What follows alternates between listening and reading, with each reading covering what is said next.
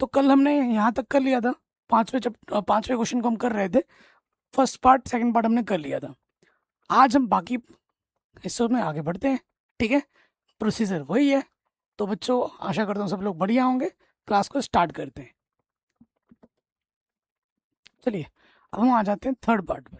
Third part हमारा क्या बोल रहा है कि ये जो हमारा फलन है, ये फलन है और एक्स हमारा इस इंटरवल से आ रहा है, ठीक है। ये जो पांचवा क्वेश्चन है ये स्पेसिफिकली डिजाइन किया। आप जब क्वेश्चन देख रहे हैं, पहला कुछ अलग टाइप का था, दूसरा अलग टाइप का था, तीसरा अलग टाइप का था, चौथा थोड़ा अलग टाइप था, पांचवा अलग टाइप आ गया। पांचवे में क्या है, सभी प्रश्नों में इंटरवल दिया गया है, वो भी क्लोज इंटरवल। आपने नोटिस किया, हर प्रश्न अलग अलग तरीके के डिजाइन किए गए हैं और सभी प्रश्नों को आपको ध्यान से देखना हो, थोड़ा थोड़ा अंतर जरूर है सभी प्रश्नों में। चलिए तो यहाँ आ जाएंगे थर्ड वाले में। सबसे पहले हमें लिखेंगे, दिया है जो फंक्शन, क्या दे रखा है अपने को फंक्शन, हमें दे रखा है 4x माइनस के एक्स स्क्वायर बट्टे 2, ठीक है। तो हमको पता है ये जो फलन दिया जाता है हमें एक बार क्या करना होता है, अवकलज करना होता है। 4 बाहर आ जाएगा, एक्स का अवकलज 1 होता है, ठीक है, एक्स का अवकलज 1 होता है और 1/2 बाहर रहेगा, कांस्टेंट है, एक्स स्क्वायर का अवकलज 2x होता है, ठीक। इसे 2 से ये 2 कट जाएगा, तो हमें हमारा जो एफ डैश एक्स है वो 4 माइनस के एक्स मिलेगा, 4 माइनस के एक्स मिलेगा। जब हम दोबारा अवकलज करेंगे एफ डबल डैश तो हमें माइनस का 1 मिलेगा, ठीक है। 4 का अवकलज 0, एक्स का अवकलज 1, ठीक है। तो यहाँ से आप देख रहे हैं इसमें कोई एक्स नहीं है, पूरा का पूरा ये क्या आ रहा है, ऋणात्मक आ रहा है।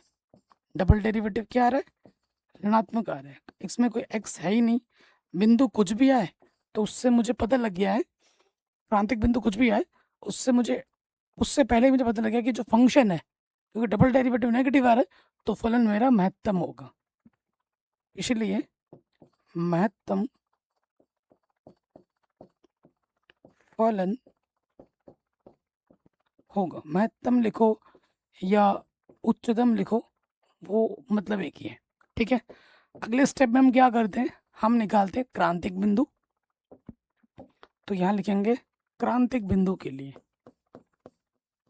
कई टीचर यहाँ पर ऐसे भी लिखते हैं, जो मैं लिखवा रहा हूँ क्रांतिक बिंदु के लिए, तो कई टीचर यहाँ लिखते हैं उच्चतम तथा निम्नतम बिंदु के लिए, वो भी चीज़ सही है, ठीक है। चाहे ऐसे लिखो चाहे वैसे लिखो, बात एक ही है। क्रांतिक बिंदु के लिए, क्रांतिक बिंदु के लिए क्या होता है बच्चों, जो हमारा सिंगल डेरिवेटिव है उसको हम 0 के बराबर रखते हैं, जो हमारा एफ डैश एक्स है उसको हम 0 के बराबर रखते हैं, ठीक। तो ये क्या है मेरा 4 माइनस एक्स, इसको हम रख देंगे 0 के बराबर, ठीक है। माइनस का एक्स इधर आके क्या हो जाएगा, प्लस का एक्स। हमने सब सही किया ना, 4 आया है, एक ही बिंदु आया है, लेकिन ये क्लोज इंटरवल दे रखा है, चूंकि एक्स जो है मेरा वो इस इंटरवल में -2 से 9/2, 9/2 का मतलब 4.5 है ना। अर्थात जो मेरा एक्स होगा, एक तो -2 होगा, एक 4 होगा और एक 9/2 बोले तो 4.5 होगा। अब हमें इन तीनों बिंदु पे चेक करना है कि किस बिंदु पे उच्चतम आएगा, किस बिंदु पे निम्नतम आएगा, ठीक है। चेक करना है ना, नहीं चेक करना है, क्यों, क्योंकि चेक करने के लिए हम डबल डेरिवेटिव में ही रखते हैं, और तुम डबल डेरिवेटिव में कहीं पे भी रखोगे ये तो पहले से इसमें एक्स है ही नहीं, सभी बिंदुओं पे क्या देगा, ये सभी बिंदु पे नेगेटिव ही मिलेगा क्योंकि एक्स है ही नहीं, फलन मेरा उच्चतम है, तो तीनों बिंदु पे मुझे उच्चतम मान मिलेगा। तो आपको अब चेक नहीं करना है, जो हम चेक करते हैं, आपको अब ये जो एक्स के मान है वो डायरेक्ट इस फंक्शन में रख देना है, फिर आपको निरपेक्ष उच्चतम मान और स्थायी उच्चतम मान मिल जाएगा, ठीक है। अब हम एक एक करके रखते हैं, ठीक है। सबसे पहले रखते हैं x बराबर -2, फंक्शन में x की जगह पे क्या रख दोगे, -2 रख दोगे, रखो यहाँ पर 4 x के जगह पे -2, फिर यहाँ पर है x के जगह पे -2 बट्टे में 2, तो 4 दूनी 8, यहाँ हो जाएगा 2 दूनी 4 बट्टे 2, 2 दूनी 4, ये हो जाएगा -8 -2 -10। अभी कौन सा उच्चतम आएगा निरपेक्ष स्थाई, वो मान निकालने के बाद पता लगेगा। -2 पे ये मान मिला है। अब मुझे चेक करना है 4 पे। अब मुझे किस पे चेक करना है? 4 पे। ठीक है, तो अब मैं क्या रखूँगा? 4 रखूँगा। तो जहाँ पे मेरा x है वहाँ पे मैं 4 रख दूँगा। 4 x की जगह पे 4 बट्टे में 2 है, तो 4 चक्कू 16, 16 बट्टे 2, 2 अट्ठे 16, 16 में से 8 घटाएंगे 8 बचेगा। ठीक है, ये आ गया 8। अब मुझे क्या रखना है? 9 बट्टे 2 रखना है। यहाँ पर रखो 9 बट्टे 2। 9 बट्टे 2 का मतलब 4.5। ठीक है, रखते हैं। 4 है, x की जगह पे आ जाएगा 9 बट्टे 2, 9 बट्टे 2 का स्क्वायर बट्टे में है 2, 2 से कटेगा 2 दूनी 4, 9 दूनी 18, ये 9 नम 81, 2 दूनी 4 गुणा 2। ठीक है, लॉसअप आ जाएगा। कुछ कटेगा क्या? नहीं, तो 4 दूनी 8 आ जाएगा। ठीक है, 8 अट्ठे 64 का 4 हासिल लगा 6, 8 कम 8, 8 अच्छे 14 और 81, तो यहाँ आ जाएगा। घटाएंगे तो 4 में से घटाएंगे 3 और 14 में 8 घटाएंगे 6, 63 बट्टे 8। तो अगर भाग देंगे 8, 8 सत्ते 56, 8 सत्ते 56, कितना बचा? 3 और 4 7, 70 हो जाएगा। ठीक है, 8 नम 63, 8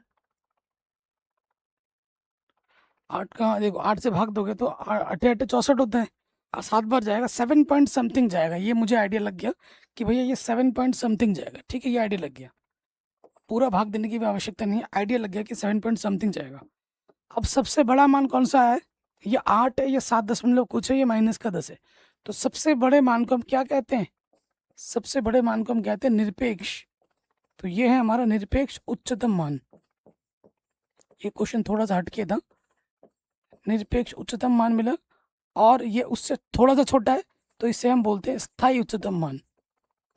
स्थायी उच्चतम मान, 2 मान की बात होती है। ठीक है, ये भी उच्चतम है, लेकिन टॉप 2 देखा जाएगा। सबसे बड़े वाले को निरपेक्ष कहते हैं, उससे छोटे वालों को हम स्थायी कहते हैं, उच्चतम। ठीक है, तो ये क्वेश्चन भी हमारा बड़े आराम से बन गया। ठीक है, ये क्वेश्चन भी हमारा बड़े आराम से बन गया, कोई दिक्कत नहीं होगी। बताओ बच्चों, कोई परेशानी इस प्रश्न में? कमेंट कीजिए, कोई दिक्कत परेशानी नहीं होगी। सर इस 6.3 में कितने टाइप के क्वेश्चंस हैं? देखो, क्वेश्चन तो लगभग इसी प्रकार का है, लेकिन किसी में इंटरवल है, किसी में ओपन इंटरवल है, किसी में क्लोज इंटरवल है, तो हर टाइप को थोड़ा ध्यान से देखना है। और ये प्रश्नावली बहुत बढ़िया है। हाँ, कोई सा भी क्वेश्चन एग्जाम में आ सकता है, और आखिर के जो क्वेश्चन हैं वो ज़्यादा इंपॉर्टेंट है। अभी जो प्रश्न आने वाले हैं ना, 16 17 18 19 में जो प्रश्न होंगे, टेन इनवर्स साइन इनवर्स ऐसे करके कुछ प्रश्न मिलेंगे, वो प्रश्न ज़्यादा एग्जाम में आते हैं। इसका मतलब ये है कि ये नहीं आते, ये भी आते, लेकिन वो ज़्यादा आते। इस प्रश्नावली से, इसी प्रश्नावली का कम से कम 2 से 3 क्वेश्चन आपके एग्जाम में फंस सकते हैं। 2 क्वेश्चन तो आएगा ही आएगा। ठीक है, क्योंकि अगर बात करें यूपी बोर्ड के, एक 7 सेट बनते हैं, तो इसी प्रश्नावली से कम 7 से 8 क्वेश्चन हर सेट में मिलेंगे। तो वो आपके सेट में, आपके नसीब में कौन सा आएगा ये जानते थोड़ी ना हो, तो तैयारी तो करनी पड़ेगी, है ना। तो ये वाला थर्ड वाला पार्ट भी हो गया अपना बड़े आराम से। अब हम आ जाते हैं अगले वाले पे। सर फिजिक्स केमिस्ट्री का क्लास कब से होगा? फिजिक्स की क्लास मैं लेना स्टार्ट करता हूँ 1-2 दिन के अंदर, और बाकी केमिस्ट्री के लिए मैं टीचर ढूंढ रहा हूँ। ठीक है, बात तो मैथ की हुई थी, लेकिन बाकी 2 क्लासेस के लिए भी मैं काम कर रहा हूँ, लगातार लगा पड़ा हूँ। जब तक फिजिक्स के टीचर्स नहीं आते, अगर मिल भी जाते हैं तो हो सकता है वो रिकॉर्डेड दे, लाइव वो नहीं पढ़ा पाएंगे। ठीक है, रिकॉर्डेड दे मैं दे दूँ, या फिर मैं ही पढ़ा दूँ फिजिक्स, ये भी हो सकता है। मेरा पहला एक लेक्चर देख लेना, लेकिन मेरे जो फिजिक्स के लेक्चर्स आएंगे वो रिकॉर्डेड आएंगे और पेन पेपर में आएंगे, और नोट्स आपको फ्री मिलेगा क्लास पूरा। ठीक है, मेरे हैंड रिटन नोट्स मिलेंगे। और एक बार देख लेना, एक लेक्चर देख लेना। आपको बता दूं, जब मैं ऑफलाइन पढ़ाता था, जब मैं पढ़ाता था, मेरे पास मैथ से भी ज़्यादा बच्चे फिजिक्स के थे, जो मुझसे ऑफलाइन कोचिंग पढ़ते थे, क्लास 12th की, क्लास 11th की। ठीक है। और मेरे सबसे ज़्यादा नंबर फिजिक्स में ही आए थे क्लास 12th बोर्ड एग्जाम में, सबसे ज़्यादा पूरे फुल मार्क्स थे। ठीक है। और क्लास 12th में मेरा फेवरेट सब्जेक्ट भी फिजिक्स ही था, मैथ्स भी था, लेकिन जो मेरे टीचर्स थे ना, क्लास सरकारी स्कूल में पढ़ता था, तो टीचर वो अच्छे नहीं थे मैथ के। मैंने मैथ ज़्यादा बाद में जाके सीखा है, बीएससी वगैरह में सेल्फ स्टडी कर करके, क्योंकि हमारे टाइम में ना यूट्यूब था ना कोचिंग थी, जो टीचर ने पढ़ा दिया वही हमारे को आता था, ये है ना। बाद में मैंने ज़्यादा सीखा। और जो हमारे जब मैं इंटर में था, जो फिजिक्स के टीचर इतने तगड़े थे ना, इतना उनका कॉन्सेप्ट इतना स्ट्रांग था, थोड़े बूढ़े थे, कभी उन्होंने किताब पकड़ के पढ़ाया नहीं, सीधे आते थे, आके डेरिवेशन करते थे, समझाते थे, और न्यूमेरिकल भी मुंह से लिख के अपने मन से बनाते थे, और सेम न्यूमेरिकल एग्जाम में आ जाता था, बोर्ड एग्जाम में आ जाता था, इतना एक्सपीरियंस हो गया था उनको। ठीक है। तो एक एक्सपीरियंस टीचर का फायदा यही होता है, पढ़ाते पढ़ाते उनको इतना ज़्यादा एक्सपीरियंस हो जाता है कि उनको किताब की आवश्यकता नहीं पड़ती है, क्वेश्चन भी रट जाते हैं। तो ये होता है एक्सपीरियंस का फायदा। चलिए अगले क्वेश्चन पे आ जाते हैं, फोर्थ पार्ट पे। लेकिन मेरा बचपन से फेवरेट सब्जेक्ट मैथ ही रहा है, तो उसके बाद हमेशा मैं मैथ्स में टॉप रहा हूँ, बचपन से लेके जवानी तक। अभी तो बुढ़ापा आ गया, क्यों दोस्त। चलिए अगला क्वेश्चन क्या है, x-1 की पावर 2 प्लस में है 3, और वो इंटरवल है, ठीक है, क्लोज इंटरवल है। फिर से वही काम कि जो भी फंक्शन आपको दे रखा है उसको एक बार आप प्लस कीजिए, तो 2 सामने आ जाएगा, एक घात कम हो जाएगी, क्योंकि रैखिक समीकरण x की तरह व्यवहार करता है, तो nx n-1, ठीक है, सूत्र लग गया, कांस्टेंट का प्लस 0। तो यहाँ से देखिए हमको क्या मिलेगा, 2x-1, इतना ही मिला। समीकरण नंबर 1 मान लो, इसको 2 मान लेते हैं। फिर से मुझे अब प्लस करना है, डबल डेरिवेटिव, 2 बार x का प्लस 1, कांस्टेंट का प्लस 0। तो मुझे मेरा डबल डेरिवेटिव क्या मिला, 2 1 कम 2, यानी कि धनात्मक। इसमें x है ही नहीं, तो मुझे पता लग गया कि जो भी बिंदु आएगा वो निम्नतम ही होगा, क्योंकि डबल डेरिवेटिव पॉजिटिव आ रहा है, इसलिए फलन निम्नतम होगा, फलन निम्नतम होगा, और हमें निम्नतम मान मिलेगा। धनात्मक आ गया ना, इसके साथ एक्स है ही नहीं, कोई भी मान रखो वो तो पॉजिटिव ही आना है ना। अब आ जाते हैं क्रांतिक बिंदु के लिए। अच्छा, जो दूसरे टीचर लिखवाते हैं वो लाइन लिख देता हूँ, यहाँ लिखते हैं उच्चतम तथा निम्नतम के लिए। जो मैं क्रांतिक बिंदु लिखता हूँ ना, वो ये लाइन लिखते हैं, उच्चतम तथा निम्नतम के लिए, ठीक है, ये लाइन लिखते हैं। तो ये लाइन भी तुम लिख सकते हो, या फिर क्रांतिक बिंदु के लिए ये लाइन भी तुम लिख सकते हो, जो तुम्हें बेस्ट लगे। क्या करना होता है कि सिंगल डेरिवेटिव जो भी है हमारा, उसको 0 के बराबर रखना होता है। क्या है सिंगल डेरिवेटिव, यह सिंगल डेरिवेटिव अपना, इसको हम रखेंगे 0 के बराबर। रखो, 2x-1, इसको हम रखेंगे 0 के बराबर। 2 पॉजिटिव है, ये 0 नहीं हो सकता, इसको 0 मानेंगे, x-1 को 0 मानेंगे, माइनस का 1 इधर आके क्या हो जाएगा, प्लस का 1 हो जाएगा, माइनस का 1 इधर आके क्या हो जाएगा, प्लस का 1 हो जाएगा। ठीक, अब हमें ये भी दे रखा है, क्योंकि हमें क्या दे रखा है, x जो है वो यहाँ से आ रहा है, -3 से 1 से ही आ रहा है, तो एक ही तो मुझे मिला है, ठीक है ना, एक ही मुझे मिला है। ठीक है, चलिए अतः जो मेरा क्रांतिक बिंदु होगा, x होगा, वो एक तो -3 होगा और 1 होगा, इन दो बिंदुओं पे मुझे चेक करना है। जो मान आया वो इस इंटरवल में ही है, पहले से ही है, तो मुझे क्रांतिक बिंदु यही दो बिंदु मिलेंगे, इन पे मुझे चेक करना है। तो सबसे पहले चेक कर दें, इसलिए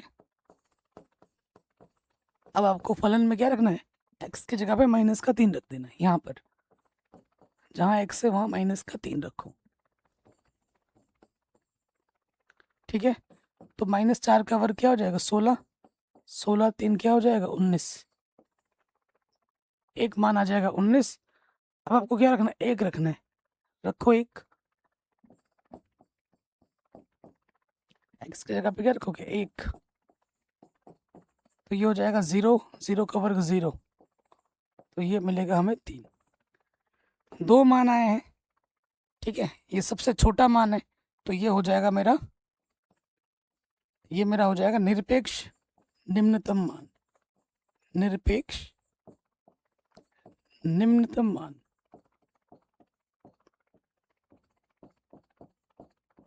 और ये उससे थोड़ा बड़ा है, तो ये हो जाएगा स्थाई। उच्चतम मत लिख देना, क्योंकि दोनों के दोनों बिंदु फलन मेरा क्या है, निम्नतम है, दोनों निम्नतम मान ही है। एक ज़्यादा छोटा है तो उसे निरपेक्ष बोलेंगे, उससे थोड़ा सा बड़ा है तो उसको हम स्थाई बोलेंगे। तो ये मेरा मान है स्थाई निम्नतम मान। कई बच्चे उच्चतम लिख देते हैं हवा जल्दबाजी में, तो गलत हो जाएगा। स्थाई निम्नतम मान ये एब्सोल्युटली है, ये लोकल है, ठीक है। निरपेक्ष को अंग्रेजी में क्या बोलते हैं, एब्सोल्युटली, और स्थाई को क्या बोलते हैं, लोकल। तो ये क्वेश्चन भी हमारा बड़े आराम से बन गया। कल के वीडियो में हमने 5वें का पार्ट 1 पार्ट 2 किया था, ये छूट गया था। आज हमने बाकी 2 पार्ट्स भी कर लिए हैं। आशा करता हूँ सभी बच्चों को समझ में आ गया होगा। प्रोसीजर तो सारे प्रश्नों का सेम ही है, कुछ अलग है नहीं इसमें, थोड़ा थोड़ा चीज़ अलग आ रहा है, इंटरवल इंटरवल, तो उसके आधार पर हम कर ले रहे हैं। अब हम आ जाते हैं अगले प्रश्न में, ठीक है। कह रहे लाभ फलन से प्रदत्त है तो किसी कंपनी द्वारा अर्जित उच्चतम लाभ ज्ञात कीजिए। क्वेश्चन सेम बिल्कुल वही है, तो क्वेश्चन को बस वर्ड्स फॉर्म में लिख दिया गया है, शाब्दिक रूप में लिख दिया गया है। फलन आपको दे रखा है, ठीक है, आपको क्या करना है, उच्चतम मान निकालना है। यह है इस क्वेश्चन का पूरा सेंस। अब देखो जो क्वेश्चन कर रहे हैं उसी क्वेश्चन को बस शाब्दिक रूप में लिख दिया गया है, बस जैसे कर रहे थे वैसे ही करना है। तो सबसे पहले लिखेंगे दिया है, यहाँ पर fx की जगह पर px बोल दिया है, ठीक है। क्या दे रखा है, px क्या है मेरे पास, 41 माइनस के 72x माइनस के 18x², ठीक है। तो हम करेंगे अवकलज, एक बार अवकलज करेंगे। कांस्टेंट का अवकलज 0, 72x का अवकलज 1, x² का अवकलज 2x। ढंग से लिख लेते हैं भाई, तो ये आ जाएगा माइनस के 72, 18 दूनी 36x, ठीक हो गया। अब दोबारा अवकलज कर लेते हैं, लगे हाथ। तो ये हो जाएगा 0, कांस्टेंट का अवकलज 0 होता है, 36x का अवकलज क्या होगा 1, तो ये हमको मिल रहा है माइनस के 36। क्या इसके साथ x है, बिल्कुल नहीं। क्या है ये, ऋणात्मक है। अगर डबल डेरिवेटिव ऋणात्मक होता है तो फलन मेरा उच्चतम होता है, इसीलिए फलन उच्चतम होगा। और प्रश्न में हमसे बोला भी है कि उच्चतम मान ज्ञात करो, यही बोला है ना, उच्चतम लाभ ज्ञात कीजिए। लाभ फलन आपको ये दे रखा है, प्रॉफिट, पी फॉर प्रॉफिट, है ना, ठीक है। अब हमें क्या करना है, क्रांतिक बिंदु निकालना है। क्रांतिक बिंदु के लिए, क्रांतिक बिंदु के लिए क्या करते हैं, जो हमारा सिंगल डेरिवेटिव होता है उसको हम 0 के बराबर रखते हैं। रखो 0 के बराबर। सिंगल डेरिवेटिव मेरा क्या है, माइनस के 72 माइनस के 36x बराबर 0 है। तो माइनस के 36 उस तरफ जाके क्या हो जाएगा, प्लस के 36, और इस तरफ क्या है मेरे पास, माइनस के 72, 36 दूनी 72, x का मान क्या जाएगा, माइनस के 2। तो मुझे जो मेरा बिंदु मिला है, क्रांतिक बिंदु, एक ही मिला है, और इसी बिंदु पे मुझे क्या मिलेगा, लाभ फलन मिलेगा, उच्चतम मान मिलेगा, ठीक है।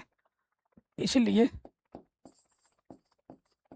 उच्चतम मान x बराबर -2 पर, x की जगह पे क्या रखना है, माइनस के 2 रख देना है। यहाँ पर जहाँ जहाँ आपको x दिख रहा है वहाँ पर -2 रख दो,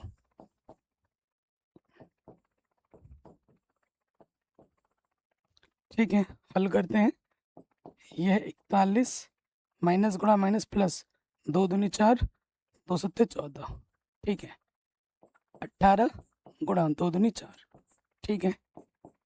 41 144 18 चौके 72, ठीक है। तो 144 में से 72 घटा देंगे तो 72 बचेगा।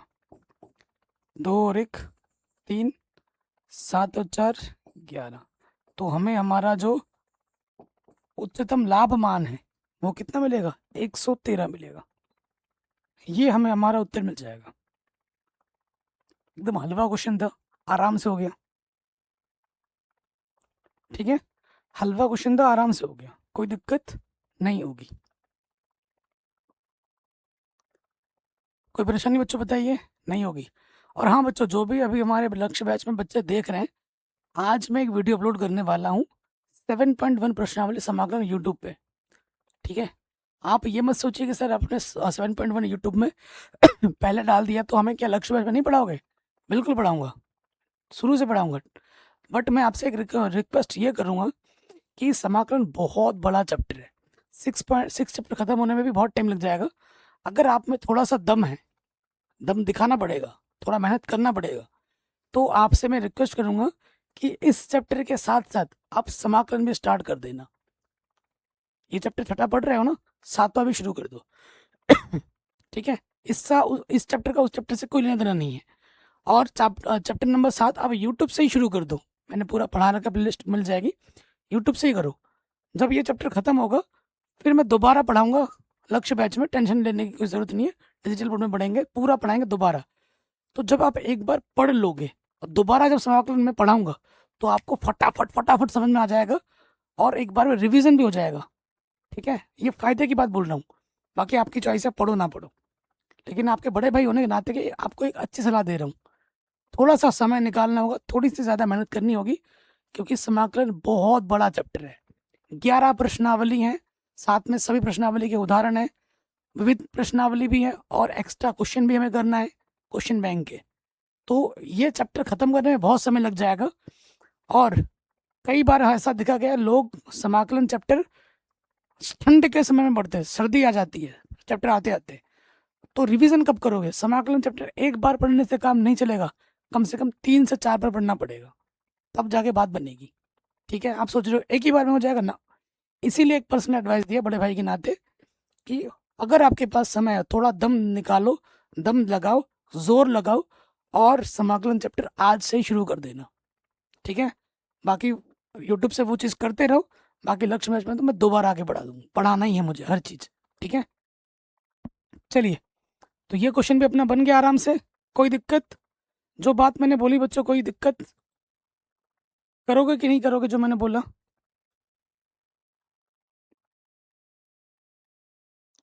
सर मैं तो बैकलॉग कवर कर रहा हूँ, ऋषभ लिखते हैं। कोई बात नहीं, अगर आप बैकलॉग कवर कर रहे हो ऋषभ तो समाकलन मत शुरू करो, लेकिन जिनका बैकलॉग नहीं है वो शुरू कर दो, बेस्ट एडवाइस दे रहा हूँ तुम्हें। क्योंकि समाकलन और अवकलन दो, इन चैप्टरों को मिलाकर सीधे सीधे 50 नंबर का बोर्ड एग्जाम में आएगा, ठीक है। तो सोचो कितना ज़्यादा इंपॉर्टेंट है कलन कलन, चाहे वो समाकलन और अवकलन मिला के 50 नंबर का एग्जाम में आने वाला है, ठीक है। अंजलि लिखते हैं yes sir I am ready, बहुत बढ़िया अंजलि, ठीक है। और एक बच्चा लिख रहा है हिंदी तो यूपी की बोर्ड बुक पढ़ाती है मैम। देखो हिंदी की मैंने बात इस बैच में मैंने की नहीं है, मेरी हिंदी देखो बेटा, हर बोर्ड में अलग अलग होता है, ठीक है। यूपी में हिंदी अलग है, बिहार में अलग है, उत्तराखंड में अलग है, ठीक है, एमपी में अलग है, राजस्थान में अलग है। हिंदी हर बोर्ड में अलग पढ़ाई जाती है और हमारे साथ सारे बोर्ड्स के बच्चे पढ़ रहे हैं, तो हिंदी आप खुद से ही पढ़िए, ग्रामर हम बढ़ा देंगे, उसकी हम टेंशन मत दीजिए। इंग्लिश इंग्लिश सब में सेम रहता है, इंग्लिश भी पढ़ाई जाएगी पूरी, ठीक है। चलिए अगले प्रश्न पे हम आ जाते हैं। कह रहे अंतराल आपको दे रखा है, ऐसा प्रश्न पे हमने किया है, अंतराल क्लोज इंटरवल दे रखा है, ये फंक्शन के उच्चतम मान और न्यूनतम मान ज्ञात किया। ऐसा ही प्रश्न भी हमने किया था 5वें प्रश्न में, तो इस प्रश्न को अब अलग बना दिया गया है।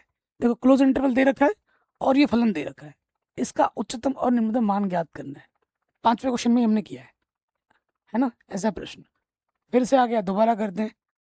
तो ये फलन दे रखा है, मान लेते हैं ये फलन क्या है, एक नाम दे दो फलन का, माना इस फलन को मैं एफ एक्स बोल देता हूँ।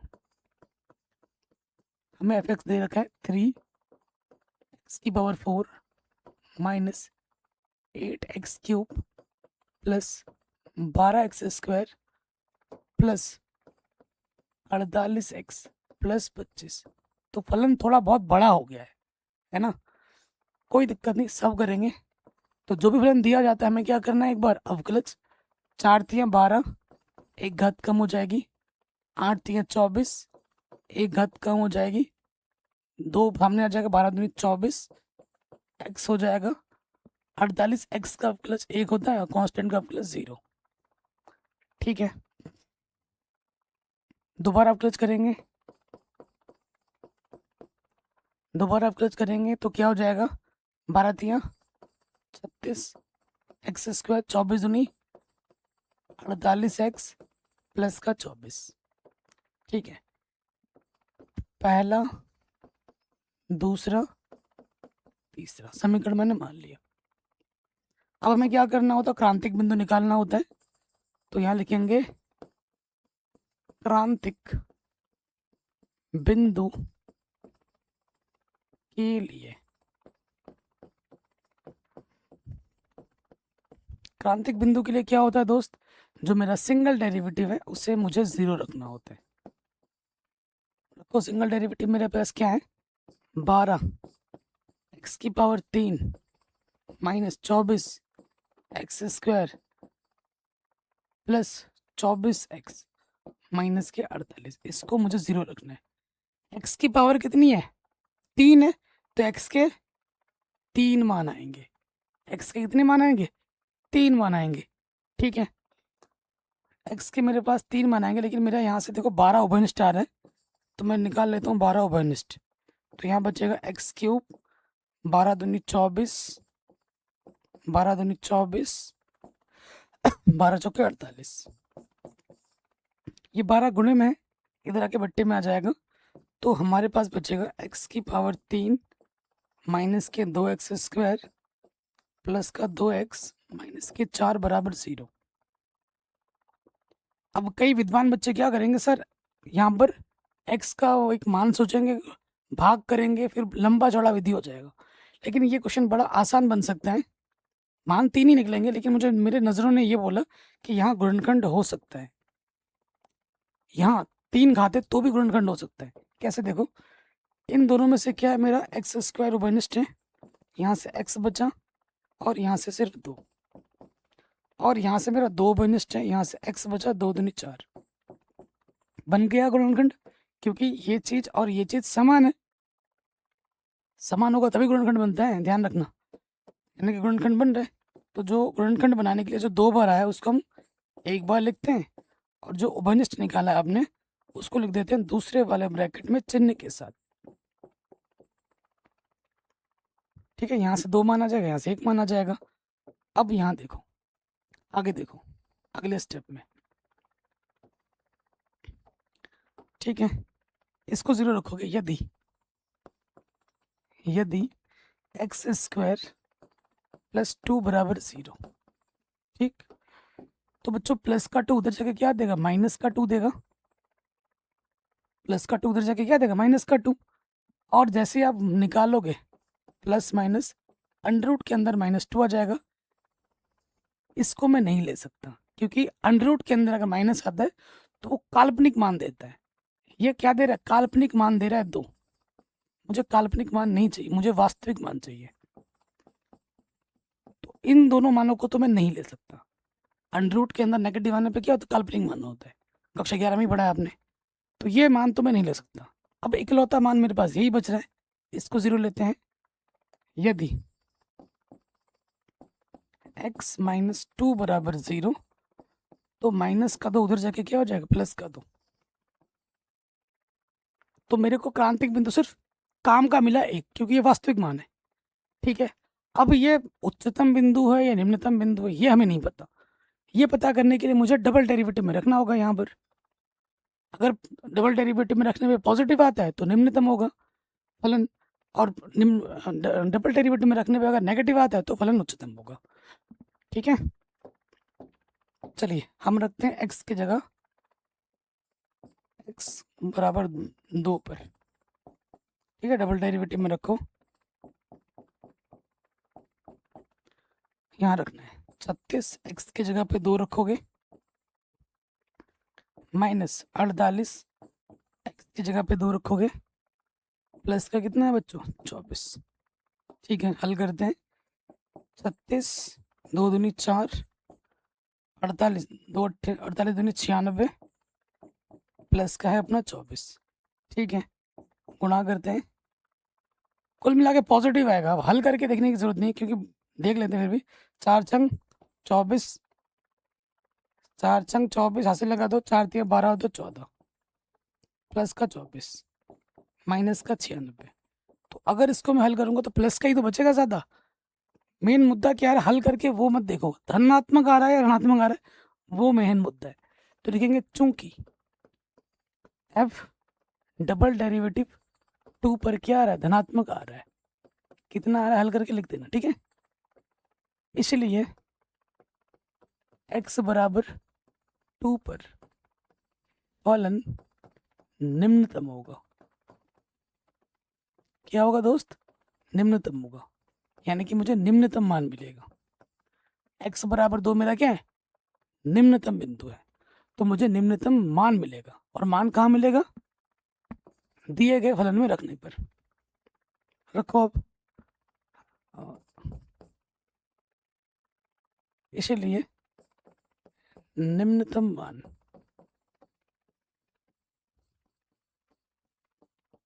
ठीक है, निम्नतम मान क्या होगा, यहाँ रखेंगे, दिए गए फलन में x की जगह 2 रख दो, 3 x की जगह 2 रखा, माइनस 8 x की जगह 2 रखा, प्लस 12 x की जगह 2 रखा, माइनस 48 x की जगह 2 रखा, प्लस 25। हल करो, 3 2 दूनी 4 दूनी 8 दूनी 16, और यहाँ से 8 8 8 64 आ जाएगा,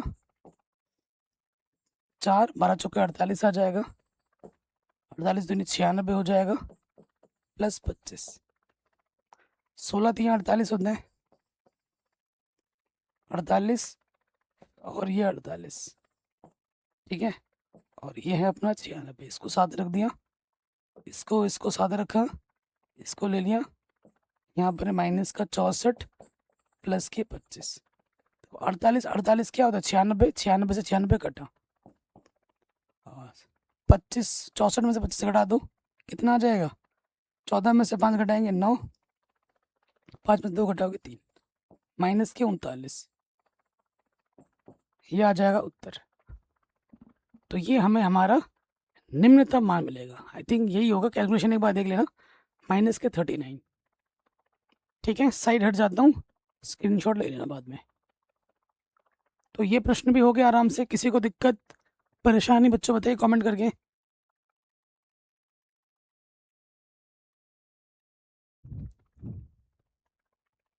ना नहीं होगी,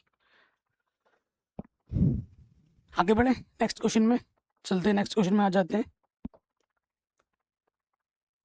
अगला क्वेश्चन क्या है, अंतराल 0,2 पाई के किन बिंदुओं पर फलन sin 2x अपना उच्चतम मान प्राप्त करेगा। ये इंपॉर्टेंट क्वेश्चन है, ठीक है, वेरी इंपॉर्टेंट। ये प्रश्न एग्जाम में पूछा गया कई बार। कह रहे 0,2 पाई अंतराल अपने को दे रखा है, फलन थोड़ा सा चेंज हो गया है। अब तक आपको x की पावर में था ना, अब ये सिंपल फंक्शन आ गया sin 2x, इसका उच्चतम और निम्नतम मान बताना है। तो बहुत ही जबरदस्त क्वेश्चन है। तो यहाँ लिखेंगे दिया है,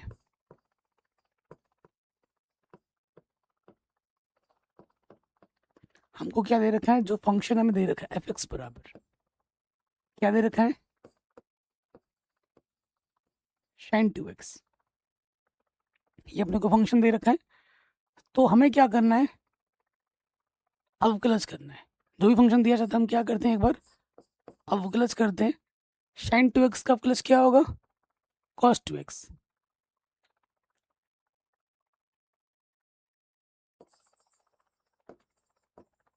ठीक है, और x का जो भी गुणज होता है उसको गुणे में लिख देते हैं।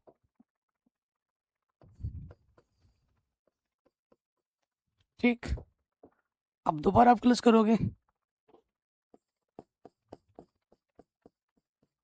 cos 2x का प्लस क्या होता है, माइनस के साइन 2x।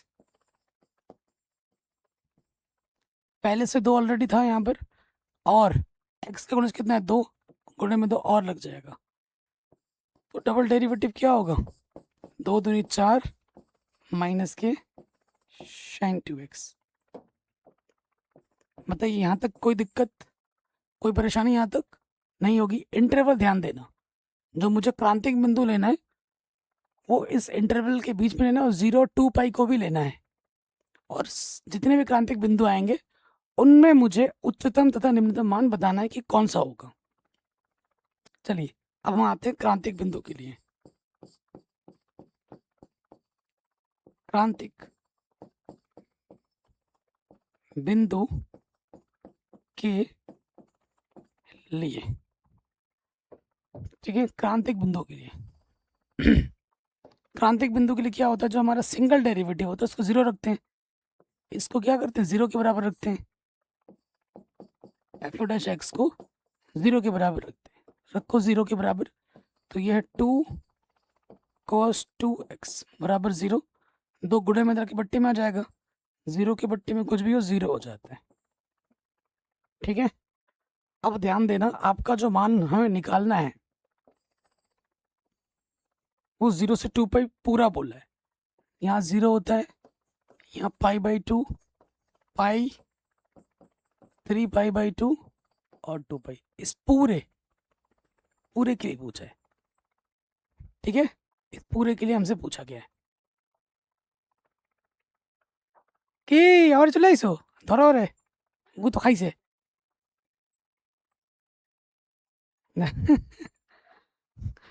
डेली चले আসতে डेली चलो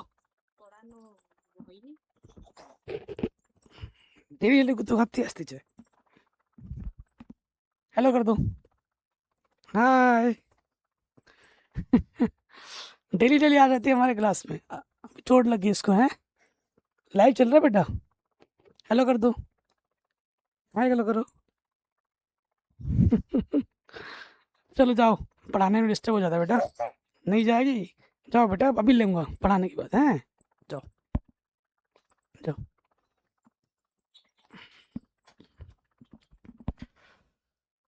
बाय बाय, तो अटका दी वालों करे।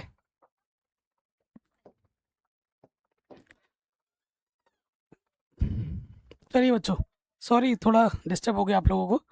अब देखो यहाँ पर एक कॉन्सेप्ट का यूज़ हम करेंगे, ठीक है, मैं डायरेक्ट बता सकता था लेकिन कई टीचर ने डायरेक्ट भी बताया, मैं डायरेक्ट नहीं बताने वाला टीचर नहीं हूँ, मैं हर चीज़ के पीछे कॉन्सेप्ट के साथ बताता हूँ, आपको कोई चीज़ रटनी नहीं पड़ेगी। अब देखो बच्चों, जो बच्चों ने बिहार बोर्ड्स के जो बच्चे, उनको तो पता है कि ये कहाँ से क्या आ रहा है, लेकिन जब से नया एनसीईआरटी बुक का भूत डाला गया आपके सर पर, तो ये चीज़ हटा दी गई है। क्लास 11 में हुआ करता था पहले प्रश्नावली 3.4 हुआ करता था आई थिंक, हाँ वो हटा दी गई है। अब वहाँ से ये कॉन्सेप्ट आया, तुमने पढ़ा ही नहीं होगा, जिन्होंने नए एनसीईआरटी पर पढ़ते हैं उन्होंने पढ़ा नहीं होगा, लेकिन अब क्लास 12th में आ गए, तुम्हें पता ही नहीं है भाई कैसे क्या होता है। तो मैं आपको बताऊंगा, एक रिकमेंड है मेरी तरफ से कि प्रश्नावली 3.4 मुख्य मान और व्यापक हल कैसे निकाला जाता है, प्लीज़ एक बार पढ़ लेना, वो आपको क्लास 12th में भी हेल्प करेगा, और आगे ग्रेजुएशन IIT FIT जेई की तैयारी करोगे, एनडीए की तैयारी करोगे तो ये सब चाहिए होगा। ठीक है, तो देखो क्या होता है, यदि मैं लिख भी देता हूँ, ये लिख लेना कॉपी में, यदि cos x बराबर cos y हो, अगर cos x बराबर cos y हो तो व्यापक हल क्या होता है, व्यापक हल, तो व्यापक हल क्या होता है, व्यापक हल होता है x बराबर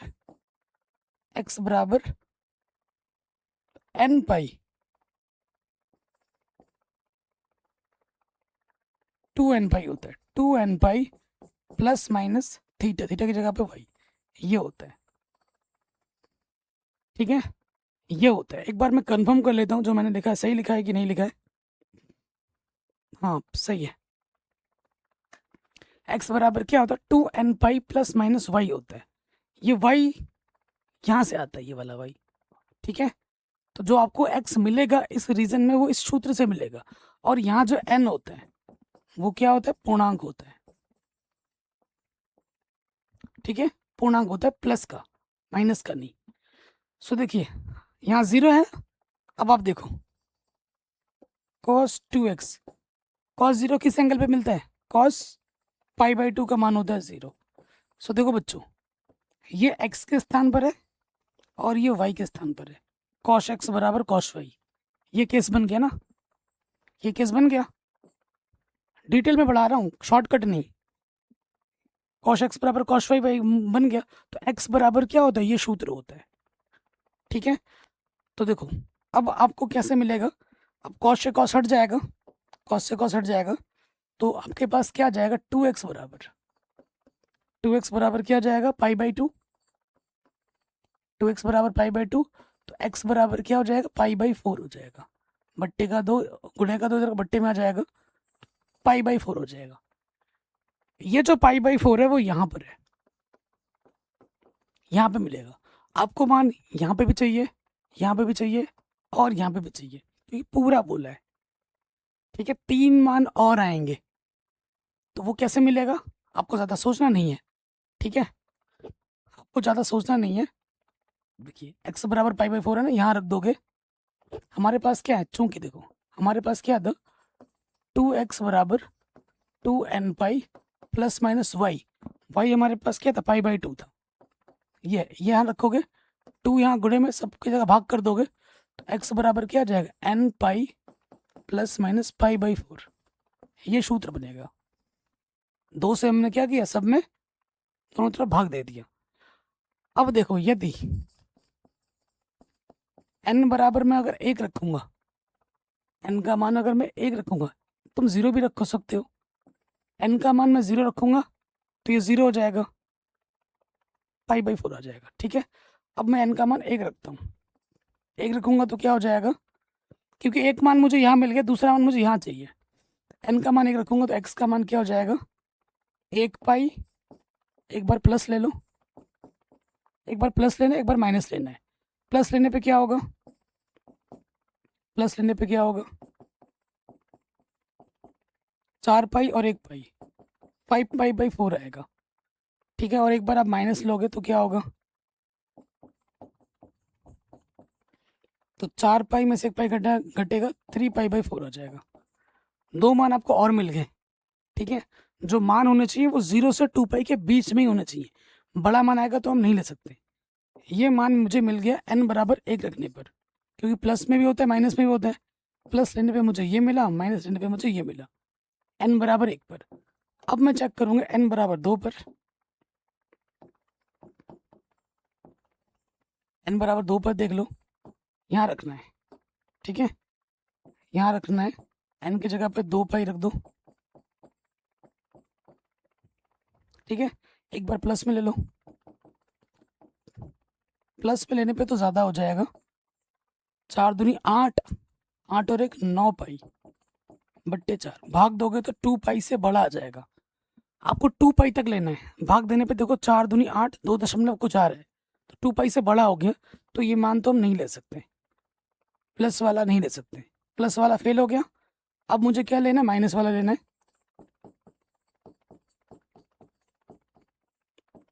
4 दूनी 8 पाई में से पाई घटा देंगे तो 7 पाई बाई 4 आ जाएगा।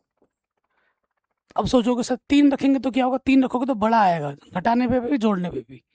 4 रखोगे तो और बड़ा आता रहेगा, 2 पाई से वो बाहर चला जाएगा। जो भी मान लेने हैं आपको इस इंटरवल के बीच के लेने हैं। ठीक है, तो मुझे मेरे 3 मान मिले, एक तो मिला था पाई बाई 4, अगला मुझे क्या मिल गया था 3 पाई बाई 4, फिर मुझे मिला 5 पाई बाई 4, और फिर मुझे मिला 7 पाई बाई 4। ये मुझे मेरे क्रांतिक बिंदु मिले इन पूरे अंतराल के अंतर्गत। ठीक है, अतः थोड़ा मिटाऊंगा अभी बच्चों, यहाँ लिख लेता हूँ। अतः मुझे मेरा x क्या मिला, मुझे मेरा क्रांतिक बिंदु कितने मिल गए टोटल, क्योंकि ये इंटरवल तो है, इसको तो लेना ही पड़ेगा। 0 मुझे मिला, फिर मुझे मिला π/4, फिर मुझे मिला 3π/4, फिर मुझे मिला 5π/4, ठीक है, फिर मुझे मिला 7π/4 और फिर मुझे मिला 2π। तो कितने क्रांतिक बिंदु मिल गए? अब देखो मेरे दोस्त, 1 2 3 4 5 6। बहुत से टीचर ये क्वेश्चन छोड़ देते हैं, ठीक है। छपरी स्टडी सेंटर से पढ़ोगे तो वो रट रट के पढ़ाता है, ये क्वेश्चन पढ़ाएगा भी नहीं, छोड़ देगा कि उसे आता नहीं है। मैं किस टीचर्स की बात कर रहा हूँ ये आपको पता है, छपरी स्टडी सेंटर, ठीक है। मैं उसको इतनी बार बोलता हूँ छपरी स्टडी, लेकिन वो मेरा जवाब नहीं देता, क्योंकि उसको पता है जवाब देने के लिए उसके पास कुछ है नहीं, क्योंकि उसने 11th-12th में मैथ्स खुद नहीं पढ़ी है। वो व्यूज़ का भूखा है और व्यूज़ के लिए रट रट के पढ़ाता है, और रटता भी है मेरे वीडियो से। वो पढ़ने में बहुत ही बेकार था, क्योंकि वो हाई स्कूल में भी फेल हो गया था, और वो आज के टाइम में मेरे से भी ज़्यादा सब्सक्राइबर उसने घेर के रखे हैं और बच्चों को बेवकूफ़ बना के पढ़ा रहा है। और बच्चे होते हैं नादान, उनको ना कुछ पता ही नहीं है कि सर कौन सर कितने पानी में है क्या नहीं है, वो तो भेड़ चाल में चल रहे हैं। मैं टीचर हूँ, मैं आपको बस पढ़ाने आता हूँ, मैं कभी कॉमेडी फॉमेडी नहीं करता। और वो आता है इधर उधर की बातें करता है, कॉमेडी करता है, गाने गाता है ना, और आप बच्चे हंसते हैं, बस सोचते हैं बहुत अच्छा टीचर है। आप पढ़ने आए हो बच्चों, यहाँ मनोरंजन करने नहीं आए हो। मनोरंजन के लिए आप कपिल शर्मा शो देखिए, है ना। पढ़ने का उद्देश्य, पढ़ाई के लिए आए हो तो पढ़ाई करो, ये चीज़ ध्यान रखते हो, ठीक है। तो ये हमें इतने सारे मान मिल गए। अब इन मानों पे मुझे यहाँ रखना पड़ेगा एक करके, और फिर चेक करना पड़ेगा कि किस पे उच्चतम आ रहा है, किस पे निम्नतम आ रहा है, ठीक है।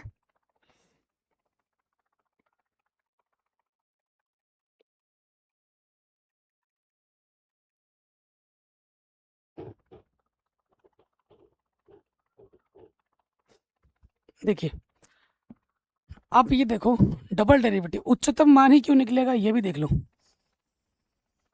ठीक। उच्चतम मान ही क्यों निकलेगा ये देख लीजिए। अब एक पे चेक करो, मुझे मिटाना पड़ेगा, कहाँ से मिटाऊँ समझ नहीं आ रहा है। इतना स्क्रीनशॉट ले लीजिए, थोड़ा मिटाना पड़ेगा ना, क्योंकि इन इतने सारे बिंदु आए हैं, इन पे मुझे ज्ञात करना है मान, चुके हैं। अब इन बिंदुओं को ना डायरेक्ट यहाँ पे रखो। आपको क्या बोले, sin 2x अपना उच्चतम मान कहाँ प्राप्त करता है, तो इन्हीं बिंदुओं में से प्राप्त करेगा। तो ये बिंदु मैं मान यहाँ पे रख देता हूँ डायरेक्ट। तो जब मैं 0 रखूँगा, f0 पे मुझे क्या मिलेगा, x की जगह पे 0 रख दो। x की जगह पे 0 रखेंगे तो क्या हो जाएगा, साइन, अच्छा 2 है ना, 2 गुणा 0, तो 2 गुणा 0 क्या होता है 0, साइन 0 का मान 0 आएगा। फिर π/4 पे निकालो, साइन 2, यहाँ पर है π/4, काटोगे तो π/2 हो जाएगा। π/2 पे कितना होता है, 1 होता है, ठीक हो गया। फिर आ जाओ, किस पे निकालना है, 3π/4 पे, 3π/4 पे निकालो, साइन 2, x की जगह पे रख दो 3π/4, 2 से काटोगे 2 दूनी 4, तो ये हो जाएगा 3π/2। 3π/2 पे मान कितना होता है, कुछ चित्र बना के दिखाता हूँ। 0 पे जो मान होता है पाई पे भी वही मान होता है, अगर मान इधर पॉजिटिव का है तो नेगेटिव में होता है। यहाँ पे जो π/2 पे जो मान होता है वही मान आपका 3π/2 पे होता है।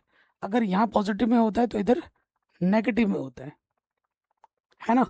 तो साइन π/2 का मान 1 होता है, तो साइन 3π/2 का मान क्या हो जाएगा, साइन 3π/2 का मान माइनस का 1 होगा, ठीक है। साइन 3π/2 का मान क्या होगा, माइनस का 1 होगा, क्लियर। अब 3π/4 पे हो गया, 5π/4 पे आ जाओ। 5π/4 साइन 2, x की जगह पे 5π/4 रखोगे, काटोगे 2 दूनी 4। अब इसका मान तो प्लस का 1 आएगा, लेकिन आप बोलोगे भैया कैसे आएगा, चलो दिखाते हैं। साइन ये क्या है 5π/2, 5π/2 को मैं लिख सकता हूँ 2π + π/2, ठीक है। यहाँ पर एक सूत्र बन रहा है, साइन 2π प्लस का थीटा, जो कि होता है साइन थीटा। यहाँ से हो जाएगा साइन π/2, और साइन π/2 का मान 1 होता है, ठीक है। फिर आ जाइए 5π/4 पे हो गया, 7π पे आ जाओ, f 7π/4 इस पे बात करते हैं। साइन 2 यहाँ रखोगे 7π/4 काटोगे 2 दूनी 4 7π/2 तो इस पे नेगेटिव आएगा। कैसे आएगा मैं लिख देता हूँ साइन 2π माइनस के π/2। इसको हल करोगे तो 7π/2 आएगा।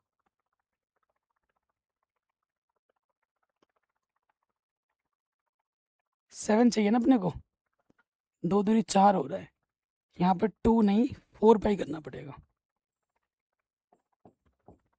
4π। ठीक है, तो आपको एक सूत्र पता होगा, कक्षा 11 में पढ़ा है आपने, साइन 2n π। अगर प्लस थीटा हो तो साइन थीटा आता है, और अगर प्लस की जगह माइनस हो तो माइनस साइन थीटा आता है। यहाँ पर क्या है 2n π के रूप में, 2n की जगह पे 2 है, ठीक है, तो हम थीटा की जगह पे माइनस के π/2 है, तो ये हो जाएगा माइनस के साइन π/2, जिसका मान होता है माइनस का 1। ठीक, फिर 2π पे आ जाओगे, साइन 2π, तो ये हो जाएगा, साइन क्यों लिख रहा हूँ, फंक्शन लिखूंगा, साइन 2 और x की जगह पे क्या आ जाएगा 2π। ठीक, तो 2π आपका यहाँ होता है, आप एक चक्कर के बाद यहाँ पे आओगे, 2π पे जो मान होगा 4π पे भी वही होगा, 6π पे भी वही होगा, 8π पे भी वही होगा, तो कितना होगा 0। तो 4π पे कितना होगा साइन 4π, साइन 4π पे क्या हो जाएगा 0।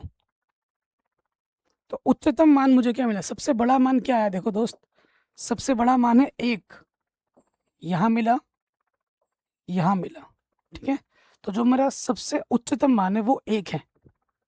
अपना उच्चतम मान प्राप्त करते हैं, एक किस बिंदु पे, π/4 पर और 5π/4 पर, ये लिख दोगे।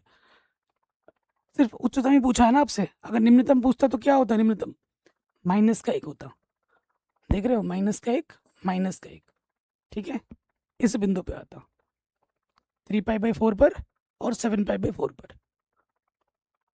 लेकिन आपसे सिर्फ उच्चतम पूछा है, तो उच्चतम मान कितना है अपना, प्लस का 1 है, π/4 पर और 5π/4 पर, तो ये हमें हमारा उत्तर मिल जाएगा।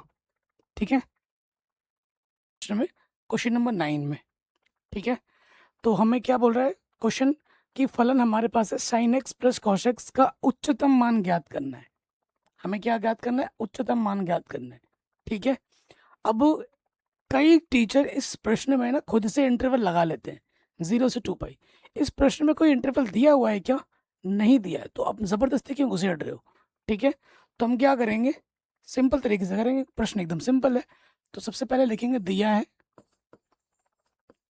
ठीक है, हमें फलन दे रखा है, तो फलन का नाम हम कुछ मान लेंगे कि फलन हमारे पास क्या है, एफ एक्स है। एफ एक्स हमारे पास क्या है दोस्तों, sine x plus cos x, ये हमारा फलन है। तो जो भी फलन दिया जाता है हम क्या करते हैं, एक बार अवकलज करते हैं, करो अवकलज, साइन एक्स का अवकलज कॉस एक्स का अवकलज माइनस के साइन एक्स। ठीक है, आप दोबारा भी अवकलज कर सकते हो, मैं द्वितीय अवकलज विधि लगा के कर रहा हूँ। प्रथम से भी ये हो जाएगा, कॉस एक्स का अवकलज क्या होता है, माइनस के साइन एक्स, और साइन एक्स का अवकलज क्या होता है, कॉस एक्स। ठीक है, सिंपल हो गया एकदम। अब हम क्या करेंगे, अब हम यहाँ लिखेंगे, क्रांतिक बिंदु निकालना होता है, या फिर ये लाइन भी लिख सकते हो आप, उच्चतम तथा निम्नतम के लिए, चाहे ये लाइन लिखो या क्रांतिक बिंदु के लिए लिखो, जो आपको अच्छा लगे। क्या करते हैं, जो हमारा सिंगल डेरिवेटिव होता है उसको 0 मानते हैं, है ना, सिंगल डेरिवेटिव हमारा क्या है, उसको 0 मानो। एफ डैश एक्स को हम क्या मानते हैं, 0 मानते हैं, तो हमारा एफ डैश एक्स क्या है, cos x minus sine x, इसको आप मानोगे 0, माइनस का साइन एक्स उधर जाके क्या हो जाएगा, प्लस का साइन एक्स। ठीक, कोई दिक्कत नहीं है। अब देखो दोस्त, इधर गुणे में कुछ नहीं तो मैं एक लिख सकता हूँ, ठीक, ये cos x गुणे में, इधर आके क्या हो जाएगा, बट्टे में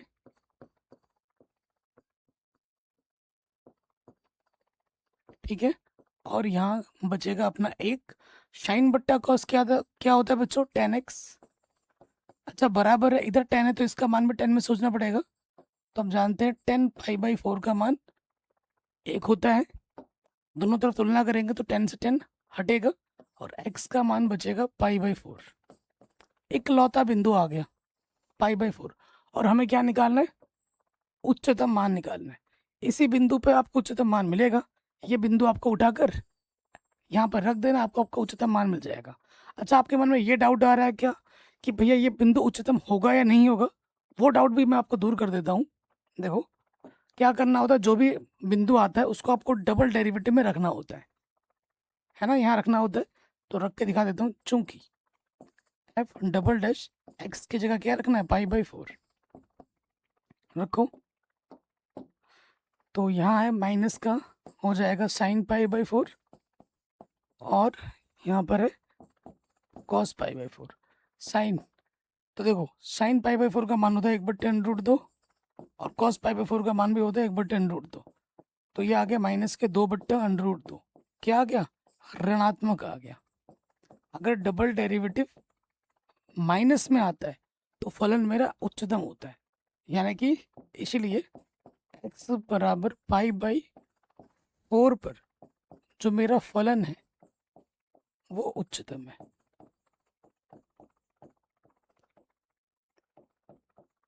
ठीक है, ये मेरा उच्चतम बिंदु है और हमें क्या निकालना है, उच्चतम ही मान निकालना है।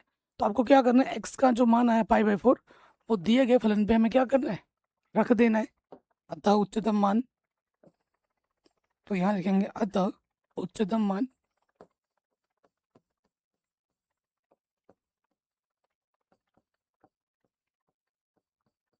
ठीक है, हमारा उच्चतम मान क्या होगा, क्या करोगे, x बराबर पाई/4 दिए गए फलन पे रख दोगे। क्या दे रखा है, साइन पाई/4 प्लस कॉस पाई/4। साइन 45 का मान होता है 1/10√2, कॉस 45 का मान भी होता है 1/10√2। तो ये हो जाएगा 2/10√2। 2 को मैं लिख सकता हूँ √2 गुणे √2 बट्टे में √2। इससे ये कटा, हमें हमारा उत्तर क्या मिलेगा, √2। अब आप एनसीईआरटी से उत्तर मैच करके देख लो, यही उत्तर होगा। ठीक है, कई सारे टीचर्स मैंने देखे हैं यूट्यूब पे जबरदस्ती यहाँ पर इंटरवल डालते हैं। कौन सा इंटरवल डालते हैं, 0 से 2 पाई। भाई 0 से 2 पाई इस प्रश्न में कहीं दे रखा है क्या, नहीं दे रखा तो तुम जबरदस्ती क्यों घुसेड़ रहे हो। ठीक है, नहीं दे रखा है ना, तो क्यों घुसेड़ना है जब नहीं दे रखा है तो। ठीक, तो अगर आप उत्तर माला में देखोगे उत्तर यही होगा। तो ये पूरा परफेक्ट आंसर है, कोई दिक्कत परेशानी नहीं होगी। हो गया, ऐसे ही सारे प्रश्न हम कर रहे हैं। चलिए अब हम आते हैं अगले प्रश्न में। क्वेश्चन नंबर 10 कह रहे हैं अंतराल, अंतराल आपको क्लोज इंटरवल में दे रखा है, ध्यान दीजिएगा 1 से लेकर 3, यानी कि क्रांतिक बिंदु जो हमारा आएगा उसमें इन बिंदुओं को भी हमें लेना पड़ेगा। ये फलन है का महत्तम मान ज्ञात कीजिए। इस फलन का अंतराल -3 को -1 में भी महत्तम मान ज्ञात कीजिए। ठीक है, चलिए देखते हैं जो मान आएगा वो इसके अंतर्गत आएगा या नहीं आएगा, वो भी हमें निकाल के देखना है। 2 बार देखना है, एक बार इस इंटरवल में देखना है और एक बार इस इंटरवल में देखना है। ठीक है, तो आ जाते हैं हल में, आ जाओ। यहाँ लिखेंगे दिया है, हमें क्या दे रखा है, फलन दे रखा है fx। थोड़ा छोटा करके लिख रहा हूँ क्योंकि प्रश्न थोड़ा बड़ा है। क्या है हमारे पास, 2x³ माइनस के 24x प्लस का 107 है। ठीक है, जो भी फलन दिया जाता है हमें क्या करना होता है, एक बार अवकलज करना होता है। कर दो अवकलज, 3 सामने आ जाएगा, 3 दूनी 6 x², 24 x का अवकलज 1 होता है और कांस्टेंट का अवकलज 0। ठीक है, डबल डेरिवेटिव करोगे तो यहाँ से आ जाएगा 6 दूनी 12x, 6 दूनी 12x और 24 का अवकलज 0 है ना, तो सिर्फ 12x ही बचेगा। ठीक है, फिर हम क्या करते हैं, क्रांतिक बिंदु निकालते हैं। उसके लिए क्या लिखते हैं, उच्चतम तथा निम्नतम के लिए या सिर्फ नॉर्मल क्रांतिक बिंदु के लिए भी लिख सकते हो।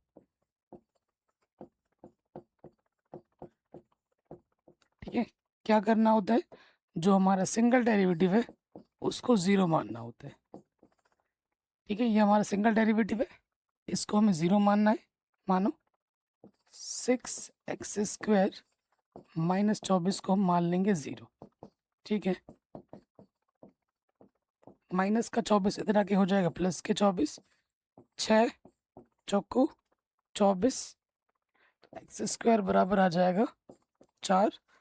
और जब मान निकालोगे, वर्गमूल निकालोगे, तो x का मान आएगा प्लस माइनस के 2। कितना आएगा बच्चों? प्लस माइनस के 2। कोई दिक्कत यहाँ तक बताइए बच्चों, कोई परेशानी यहाँ तक नहीं होगी ना? कोई दिक्कत परेशानी यहाँ तक तो आपको नहीं होनी चाहिए। अब देखिए, क्रांतिक बिंदु हमें कितने मिले? प्लस का 2 मिला है, माइनस का 2 मिला है, लेकिन हमारे पास 2 अंतराल है। एक बार इस अंतराल में देखना है और फिर इस अंतराल में देखना है। ठीक है, उच्चतम और निम्नतम मान। अब देखो बच्चों, क्योंकि इतने सारे हम प्रश्न कर रहे हैं, तो अब आपको चेक करने की जरूरत नहीं है कि इस बिंदु पर डबल डेरिवेटिव पे रखो तो उच्चतम होगा निम्नतम होगा, नहीं, डायरेक्ट मान रख देना इसमें, तो बात बन जाएगी। ठीक है, अगर आपको डाउट होगा तो डबल डेरिवेटिव में भी रख के देख लो। तो पहले देखो, चूंकि जब हम x इस अंतराल में लेंगे, इस अंतराल में यहाँ से 1 से 3 में, तो हमारे पास क्रांतिक बिंदु क्या होगा? 1 से 3 के बीच में कोई प्लस का 2 ही तो आएगा। 1 आएगा, 2 आएगा और 3 आएगा। इस इंटरवल में ये 2 आएगा। जब मैं ये वाला इंटरवल लूंगा -3 से -1, उसमें -2 आ जाएगा, उसमें -2 आएगा, इसमें नहीं आ सकता, क्योंकि ये तो 1 से लेकर 3 प्लस की बात कर रहे हैं। अब ये जो मान है x बराबर 1, x बराबर 2, x बराबर 3, आपको दिए गए फलन में रख के देखना है, आपको दिए गए फलन में रख के देखना है यहाँ पर। ठीक है, देखो अगर आप ध्यान से देखोगे, अगर 1 2 3 यहाँ रखोगे तो सारे पॉजिटिव में आएंगे मान, सारे पॉजिटिव में आएंगे। हमें क्या निकालना है? महत्तम मान ज्ञात करना है। ठीक है, तो अब हम रखेंगे x बराबर 1 पर, यहाँ पर f1। f1 कितना आएगा? जहाँ जहाँ x है वहाँ वहाँ 1 रख दो।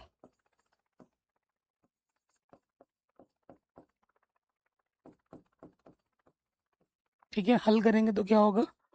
2 24 प्लस का 107, तो 24 में से 2 घटा देंगे, माइनस के 22, है ना, माइनस के 22 बचेगा। घटाओगे तो क्या आ जाएगा? 7 में से 2 घटाएंगे 5, 10 में से 2 घटाएंगे 8, 85 बचेगा। ठीक है, f1 मुझे मिलेगा 85। फिर आ जाओ 2 पे चेक करना है, f2 पे आ जाओ,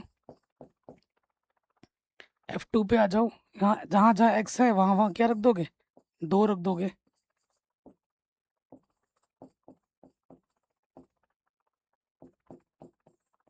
तो बस सिंपल कैलकुलेशन है, 8 आ जाएगा, 8 दूनी 16 हो जाएगा, 24 दूनी 48 हो जाएगा, 107। ठीक है, तो 107, 16 का 16 से 48, तो यहाँ बचेगा 32, माइनस का घटा देंगे, 7 में से 2 घटेगा 5, 10 में से 3 घटाएंगे 7, 75 बचेगा 2 पे। ठीक है, फिर आ जाओ, हमें निकालना है 3 पे, निकालना है f3 पे आ जाओ। बस कैलकुलेशन है, 2 की जगह पे क्या रखना है अपने को? 3 रखना है। 24 गुणे 3 प्लस 107, 3 3 9 3 27, 27 दूनी 54, 24 का 24, 24 दूनी 48, 24 3 72 प्लस 107। ठीक है, फिर देखिए क्या बचेगा? 12, देखो 72 में से 54 घटाएंगे तो यहाँ से 60 और उधर से 12, 18 बचेगा माइनस के, प्लस का 107 है, घटा दीजिए, 17 में 60 घटाएंगे 9 बचेगा, 9 में से 1 घटाएंगे 7 बचेगा, 79 बचेगा। ठीक है कैलकुलेशन बच्चों, कोई दिक्कत यहाँ तक नहीं है? मेरे पास उत्तरमाला नहीं है अभी, उत्तरमाला होता तो मुझे देखने को बता पाता, क्योंकि इस इंटरवल में ये मान मैंने निकाल दी है। ठीक है, एक सेकंड बच्चों, मैं उत्तरमाला देख लेता हूँ। कौन सा क्वेश्चन है? 10वां। यहाँ 89 आएगा, 89, 79 लिख दिया मैंने, 89 आएगा। ठीक, तो सबसे जो हमसे बोला है महत्तम मान क्या होगा, अधिकतम मान, तो हमारा अधिकतम मान क्या हो जाएगा, ये हो जाएगा 89, ये मेरा हो जाएगा अधिकतम मान। ठीक है, अधिकतम मान मेरा ये हो जाएगा, सबसे बड़ा मान 85 है, 75 है और 89 है, तो 89 सबसे बड़ा मान है, ये अधिकतम मान हो गया। अब मुझे इस अंतराल में देखना है, इस अंतराल की बात तो हो गई, अब बात मुझे इस अंतराल की करनी है। ये मैं साइड हट चुका हूँ, बाद में जब आप देखोगे ना स्क्रीनशॉट ले लेना। ठीक हो गया, हमने इस अंतराल की बात कर ली, अब मुझे इस अंतराल की बात करनी है। ठीक है, मैं मिटाता हूँ।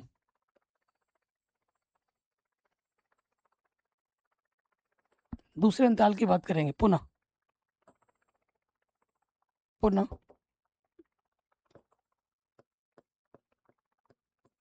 जो मेरा x है वो इस अंतराल में भी है, इस अंतराल पे देखो क्या हो जाएगा। ठीक, इस अंतराल में मेरा माइनस का 2 आ जाएगा। ठीक है, अतः तो मेरा जो क्रांतिक बिंदु होगा x, उस पे माइनस का 3 होगा, माइनस का 2 होगा, माइनस का 1 होगा।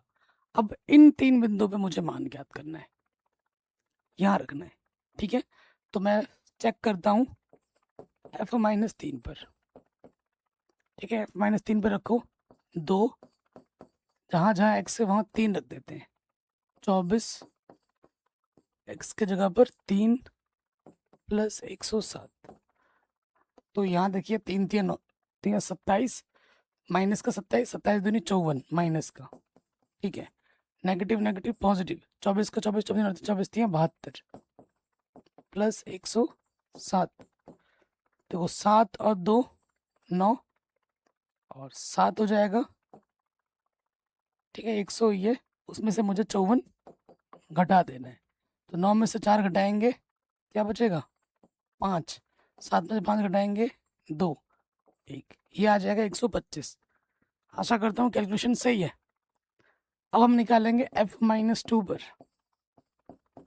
ठीक है, जहाँ जहाँ x है वहाँ वहाँ माइनस के 2 रख देंगे, तो ये हो जाएगा 2, x के जगह पे माइनस के 2 रख देना है जहाँ जहाँ पर है।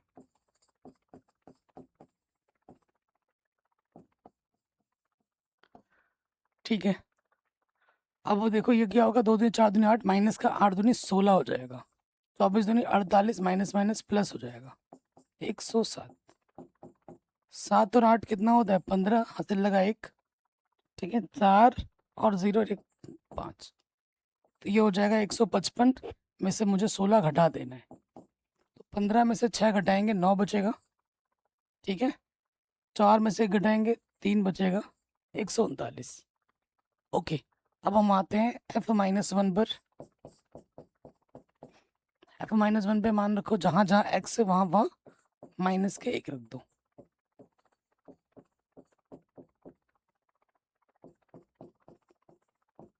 हल करो, ये आ जाएगा माइनस के 2 प्लस का 24 प्लस का 107, तो देखिए 24 में से 2 घटाएंगे तो 22 हो जाएगा, 22 + 107 कितना होगा, 7 और 2 9, 0 और 2 0, 129। तो इस अंतराल में जो हमारा अधिकतम मान आ रहा है वो कितना आ रहा है, ये 139। बस इतना आपको बताना था, क्वेश्चन मेरा आराम से बन गया। अभी एक क्वेश्चन तगड़ा आने वाला है, क्वेश्चन नंबर 12वां जो है वो ज़बरदस्त क्वेश्चन है, मतलब आसान है लेकिन उस पर थोड़ा कॉन्सेप्ट ज़्यादा है, तो वो मैं आपको डिटेल में बताऊंगा। हो गया, इतना सिंपल था। एक बार इस अंतराल में देखा, एक बार इस अंतराल में देखा, इस अंतराल में प्लस का 2 आ गया, इस अंतराल में माइनस का 2 आ गया, सारे मान हमने निकाल के देख लिए। हो गया, अब हम आते हैं अगले प्रश्न में। ये क्वेश्चन इंपॉर्टेंट है, वेरी वेरी इंपॉर्टेंट है, 2 नंबर में एग्जाम में आते हैं, मैं नंबर बता देता हूँ, वेरी इंपॉर्टेंट। ये क्वेश्चन 1 या 2 नंबर में वेरी वेरी इंपॉर्टेंट है। 2 नंबर में कह रहे हैं दिया है कि अंतराल 0 से 2 में x बराबर 1 पर ये जो फलन है उच्चतम मान प्राप्त करता है। देखो एक चीज ध्यान रखना, जिस बिंदु पर फलन उच्चतम मान प्राप्त करता है तो उसका अगर जो भी फलन दिया गया है ना उसके एक बार डेरिवेटिव करने पर, जैसे एफ डैश एक्स के जगह पर अगर वो बिंदु रखा जाए तो वो 0 के बराबर होता है। ठीक है, तो इस कॉन्सेप्ट का मुझे उपयोग करना है। तो ए का मान क्या होगा ये मुझे बताना है। यहाँ पे ये जो आप ए देख रहे हैं इसका मान क्या होगा ये मुझे बताना है। चलिए शुरू कर दें। हमें दे रखा है फलन, बहुत ही इजी क्वेश्चन है और बहुत ही इंपॉर्टेंट क्वेश्चन है ये वाला, वेरी वेरी इंपॉर्टेंट है। एग्जाम के दृष्टिकोण से बहुत इंपॉर्टेंट क्वेश्चन है। एफ एक्स मेरा क्या दे रखा है, एक्स की पावर 4 माइनस के 62 एक्स स्क्वायर प्लस का ए एक्स प्लस का 9। इस ए का मुझे मान ज्ञात करना है। तो आप जानते हैं कोई भी फलन दिया जाता है तो हम क्या करते हैं, एक बार अवकलज करते हैं तो ये हो जाएगा 4x3, 2 सामने आ जाएगा, 2 दूनी 4, 6 दूनी 12, 124x हो जाएगा और यहाँ a आ जाएगा। x का अवकलज 1 होता है, कांस्टेंट है 9, 9 का अवकलज 0 हो जाएगा। तो अवकलज करेंगे तो ये मिलेगा। अगले टाइम में हम क्या करते हैं, क्रांतिक बिंदु निकालने के लिए एफ डैश एक्स को 0 मानते हैं। लेकिन प्रश्न में क्या बोल रहा है, प्रश्न की डिमांड क्या है, x बराबर 1 जो हमारा क्रांतिक बिंदु है वो इसी इंटरवल के बीच में भी है। ठीक है, अब आ जाओ प्रश्नानुसार।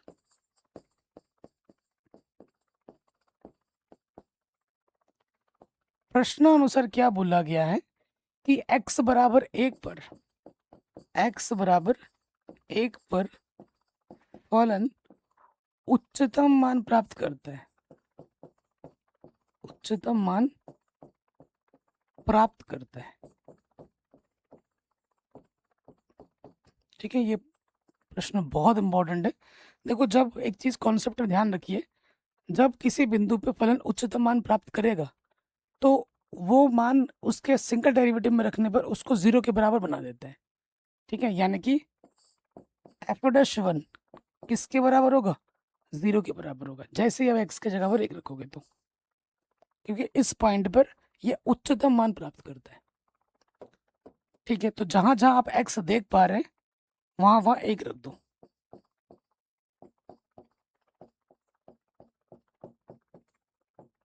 और ये किसके बराबर हो जाएगा, 0।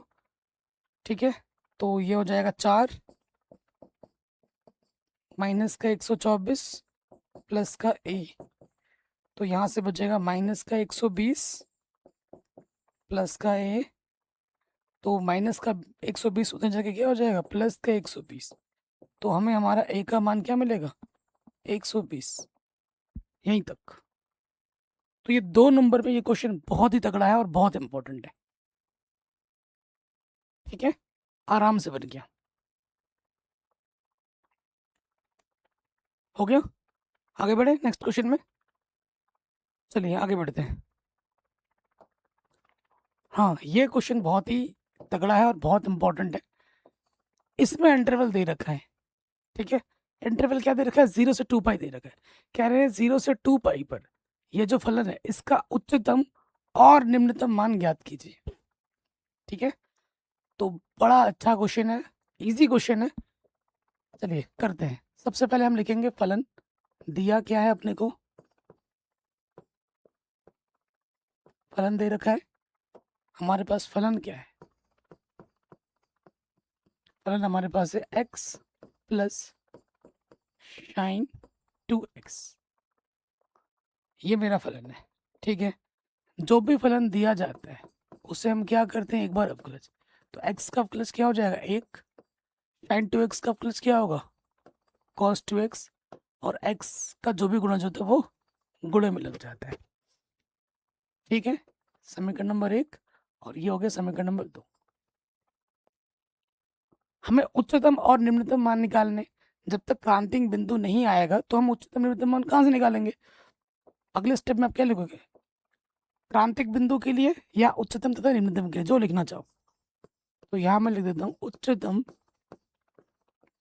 तथा निम्नतम के लिए। क्या करते हैं, जो हमारा सिंगल डेरिवेटिव होता है उसे 0 के बराबर मानते हैं, डैश एक्स को 0 के बराबर मानते हैं, मान लिया 0। तो ये मेरा डैश एक्स है, क्या है अपने पास 1 + 2 cos 2x बराबर 0 है। इसको व्यवस्थित करके लिख दिया 1, ये 2 गुणे में इसको सामने लिख दिया, ठीक है। अब देखिए ध्यान से, ये जो प्लस का 1 है वो इधर आके क्या होगा, माइनस का 1 हो जाएगा, और ये जो 2 गुणे में इधर आके क्या हो जाएगा, बट्टे में आ जाएगा, है ना।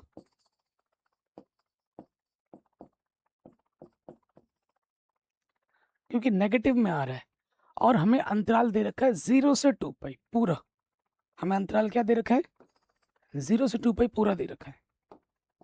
आप जानते हैं यहाँ 0 होता है, यहाँ क्या होता है π/2, यहाँ होता है पाई, यहाँ होता है 3π/2, और यहीं पे आके ख़त्म होता है तो 2 पाई होता है।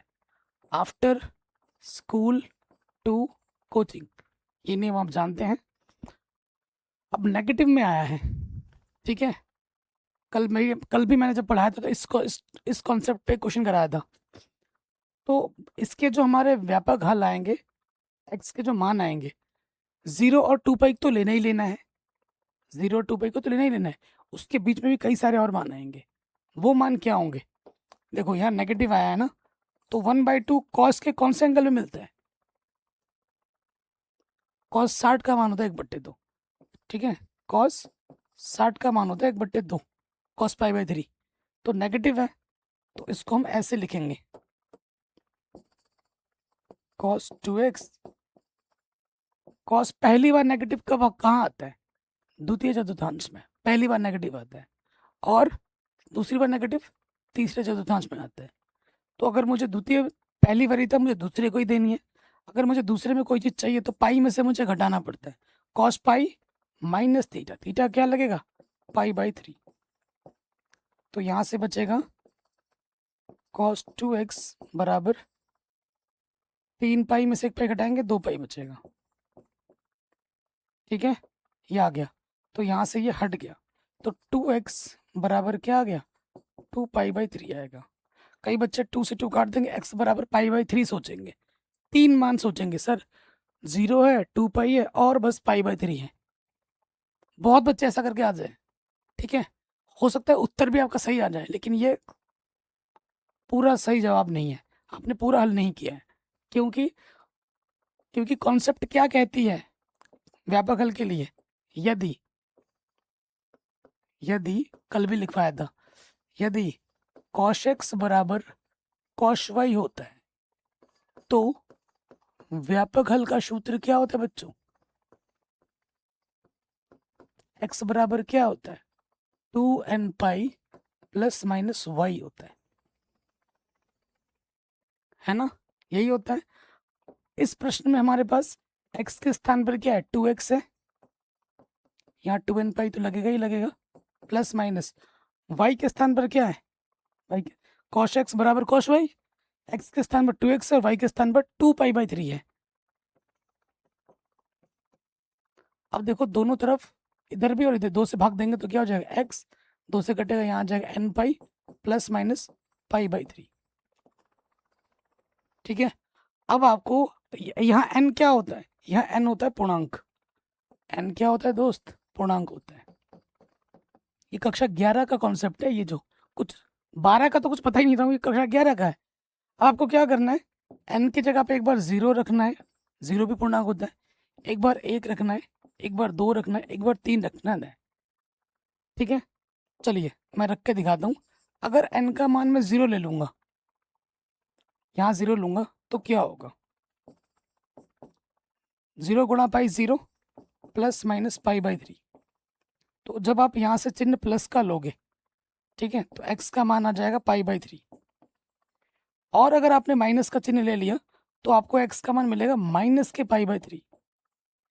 माइनस के π/3 इस रेंज में नहीं है, सारे धनात्मक मान ही आएंगे 0 से 2 पाई में, तो ये चीज़ हम नहीं ले सकते, ये चीज़ हम नहीं ले सकते, ये नहीं होगा।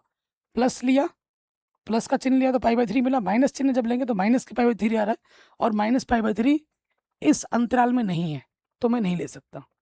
ओके, 0 पे मुझे ये मिला। अब मैं ले लेता हूँ n बराबर 1 पर। n बराबर 1 रखूंगा तो क्या होगा, यहाँ रखना है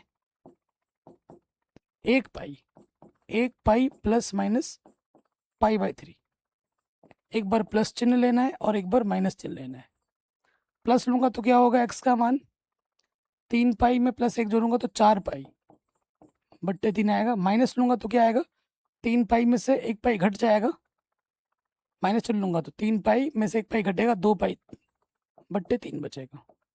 तो ये दोनों के दोनों मान इस अंतराल में है, दोनों के दोनों मान मुझे लेने पड़ेंगे। ये मान, ये मान, ये मान भी लेना पड़ेगा। ठीक है, अब मैं आ जाता हूँ n बराबर 2 रख के दिखाता हूँ। कई टीचर्स ये नहीं दिखाते हैं, शॉर्टकट कर देते हैं। शॉर्टकट करके नंबर शॉर्ट हो जाएगा, आपका दिमाग में नॉलेज भी शॉर्ट हो जाएगा। हर स्टेप मैं करके दिखा रहा हूँ कहाँ से क्या आएगा।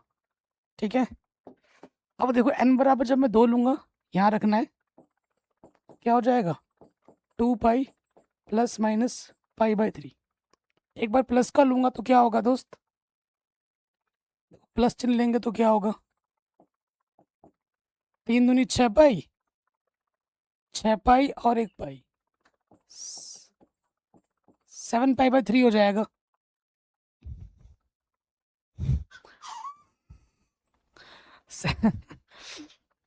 सेवन पाई बाई 3 हो जाएगा। 7 पाई बाई 3 देखो, 2 पाई तक हमारा मैक्सिमम जा सकता है। जब इसको आप भाग दोगे 2 पाई से ज़्यादा आ जाएगा ना, 2 पाई से ज़्यादा आएगा, और 7 पाई बाई 3 2 पाई से ज़्यादा आ जा रहा है, इस इंटरवल से बाहर चला गया तो हम इसको नहीं ले सकते।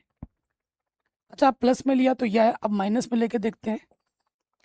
3 दूनी 6 पाई में से 1 पाई घटाएंगे, 5 पाई बाई 3, ये आएगा, ये आएगा इस इंटरवल के अंतर्गत।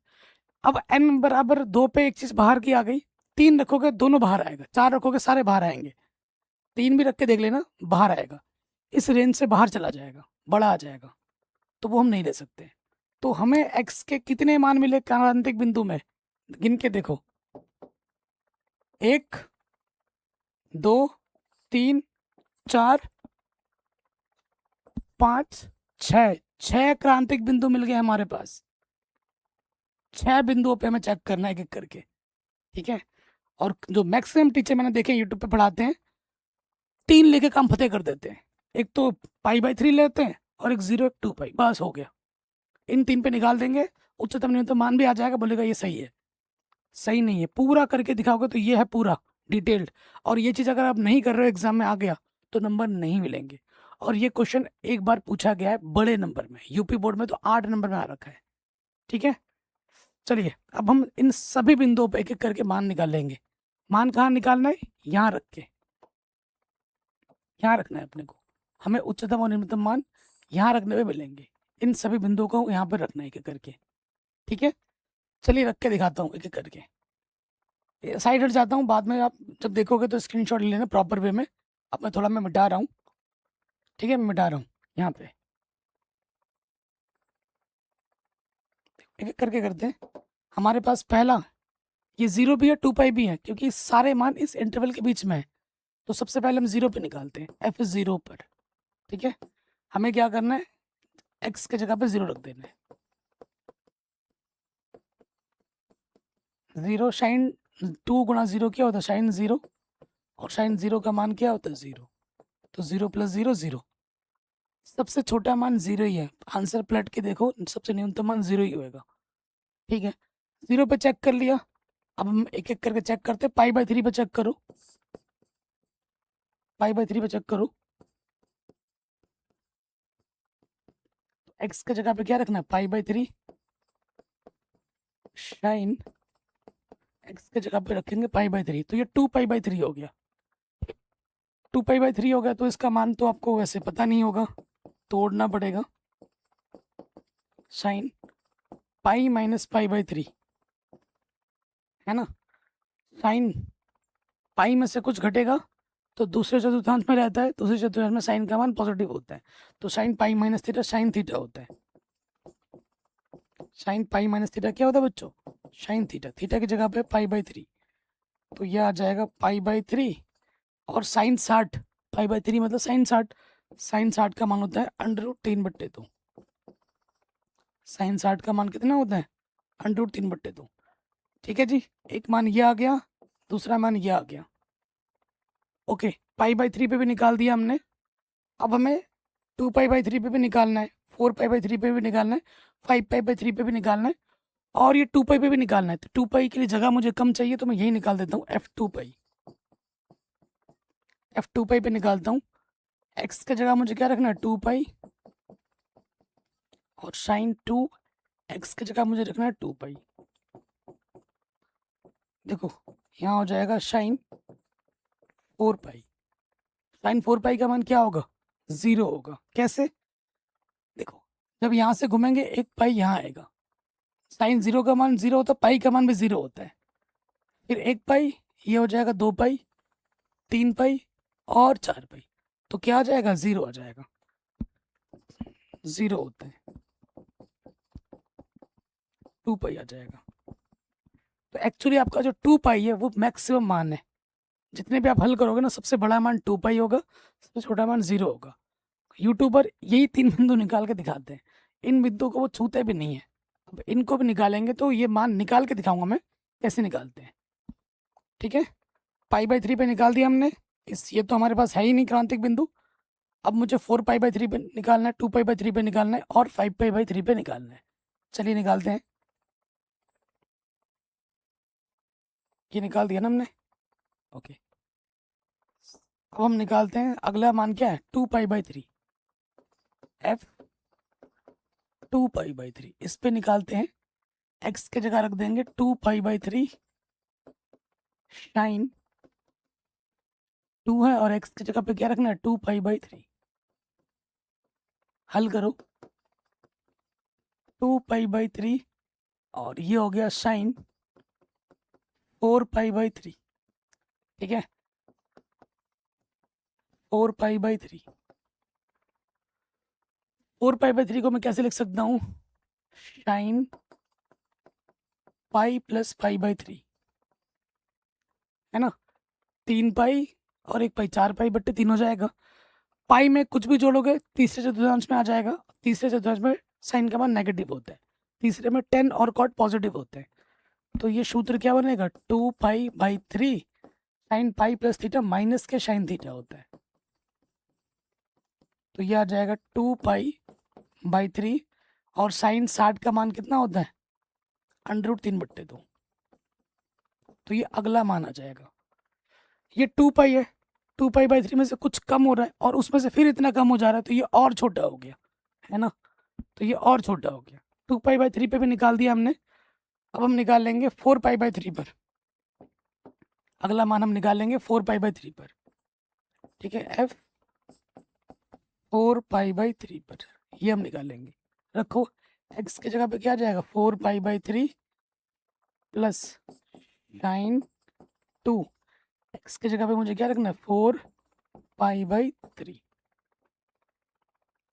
2π/3 पे भी हो गया, 4π/3 पे भी हो गया। चलिए हल करो। ये है अपना 4π/3, 4 दूनी 8π, साइन 8π/3। ठीक है, तो अब इसको तोड़ो। 8π/3 को हम तोड़ेंगे, साइन कैसे तोड़े? 3 3 9, 9 में से 1 घटेगा तो 8। हाँ, ऐसे हो जाएगा 3π माइनस के π/3। ठीक है, आप देखो दो तरीके से इसको सीख सकते हैं। इसका एक सूत्र आपने कक्षा 11 में पढ़ा होगा, साइन 2n π ना, 2n नहीं है, चलो इसको छोड़ो, ऐसे सिखाता हूँ। देखो 3π का मतलब क्या हुआ आपको पता है? ये क्या है बच्चों? 1π, फिर ये 2π, 3π आपका फिर से यहीं पे आ जाएगा, 3π यहाँ आ जाएगा, और इसमें से मैं अगर कुछ घटाऊंगा तो सेकंड चतुर्थांश में आएगा। 1π, 2π, 3π यहाँ पे आ गया पाई के स्थान पर, और पाई में से अगर मैं कुछ घटा रहा हूँ दूसरे चतुर्थांश में आएगा, और दूसरे चतुर्थांश में साइन की वैल्यू पॉजिटिव होती है। तो ये सूत्र कैसा बनेगा? पॉजिटिव वाला बनेगा। Sine 3 pi minus theta sine theta बनेगा,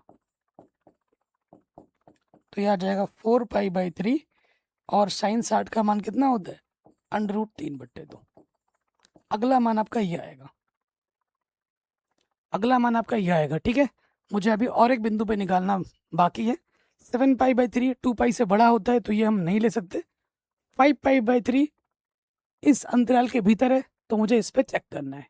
ठीक है, इस पे भी करके दिखाता हूँ। 5 पाई/3 5 पाई/3 पे भी निकाल के दिखा देता हूँ। 5 पाई/3 f 5 पाई/3 x की जगह पे क्या रखना है 5 पाई/3 प्लस साइन 2 5 पाई/3। ठीक है, हल करते हैं। 5 पाई/3 2 पंचे 10 10 पाई/3। किसी भी बच्चों को अगर थोड़ा सा भी डाउट हो ना बच्चों, जब क्लास खत्म हो जाती है तो वीडियो को एक बार दोबारा जरूर देख लेना, फिर डाउट नहीं रहेगा। और फोकस के साथ अगर देख रहे हो, अगर आपका मन शांत है तो डाउट रहेगा ही नहीं। अब 10 पाई/3 को डायरेक्ट तो मान पता नहीं, तोड़ना पड़ेगा। कैसे तोड़ सकते हैं, साइन 3 पाई प्लस पाई/3, 3 3 9 में 1 पाई जोड़ेंगे 10 पाई आ जाएगा।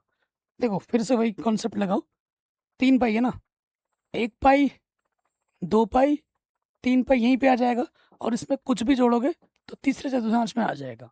और तीसरे चतुर्थांश में साइन का मान क्या होता है, नेगेटिव होता है। ठीक है, तो यहाँ से फॉर्मूला क्या बन जाएगा, साइन 3 पाई प्लस थीटा यानी कि माइनस के साइन थीटा, तो ये आ जाएगा 5 पाई/3 साइन 60 का मान √3/2। सारे क्रांतिक बिंदु पे मैंने मान निकाल दिए आपके आंखों के सामने। ये पहला मान, दूसरा मान, तीसरा मान, चौथा मान, पांचवा मान, छठा मान, 6 मान आपके सामने निकाल दिए।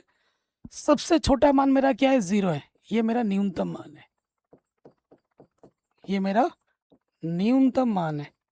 और सबसे बड़ा मान मेरा ये है, ये वाला 2 पाई, ये सबसे अधिकतम मान है।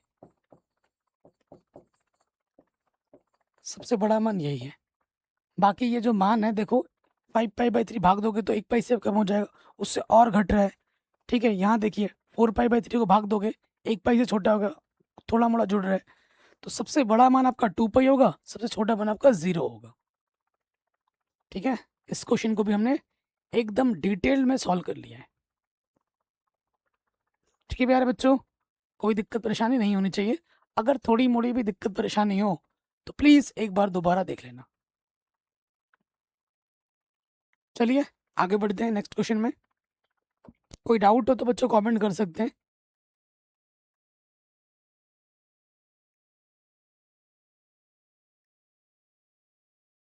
गुड इवनिंग सभी बच्चों को। सर ये कॉन्सेप्ट पढ़ना हो तो कहाँ से पढ़ सकते हैं? ये जो कॉन्सेप्ट का मैंने अभी क्वेश्चन समझाया जनरल व्यापक हल वाला, ये बड़ी दुख की बात है कि अब क्लास 11 पे है नहीं। ये सिर्फ बिहार बोर्ड वाले बच्चे पढ़ रहे हैं। लेकिन मैं जब भी 11th पढ़ाता हूँ तो ये चीज़ ज़रूर पढ़ाता हूँ, क्योंकि मुझे पता है कि भले ही एनसीईआरटी में ना हो लेकिन ये चीज़ आने वाली है 12 में, कक्षा 12 में चाहिए, आगे की ग्रेजुएशन में भी चाहिए, तो वो आपको मिल जाएगी। आप कक्षा 11 की प्रश्नावली 3.4 को देखिए। कक्षा 11 प्रश्नावली 3.4 यूट्यूब पर सर्च करना, मेरी वीडियो आ जाएगी, देख लेना, सारा कॉन्सेप्ट सीख जाओगे। ठीक है, चलिए अगले प्रश्न पे आ जाते हैं। Very very important and easy question, very important और बहुत इजी क्वेश्चन है।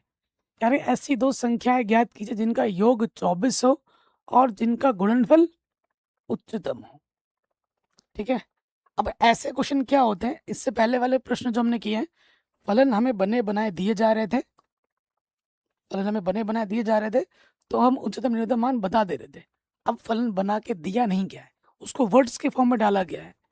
अब यहाँ से आपको फलन बनाना है, फिर आपको हल करना है। ठीक है, बहुत ही इजी क्वेश्चन और इम्पोर्टेंट क्वेश्चन है। दो संख्याएं तो मैंने हमें मान लेना, माना संख्याएं, संख्या क्या है, एक x है तो दूसरी y है। ये x और y आपको ज्ञात करना है। ठीक है, आ जाते प्रथम शर्त में, लिखेंगे प्रथम शर्त से। प्रथम शर्त से, प्रथम शर्त में क्या बोला गया है? योगफल 24 है। दोनों संख्या को अगर हम जोड़ देते हैं तो कितना आता है दोस्त? 24 आता है। ठीक है, तो देखिए प्लस का एक्स बच्चों इधर आके क्या होगा? माइनस का एक्स हो जाएगा। तो प्रथम शर्त से मुझे पहला समीकरण मिल गया। जहां जरूरत पड़ेगी इसका हम इस्तेमाल करेंगे और फिर विश्वास करेंगे। फिर आ जाते हैं द्वितीय शर्त में।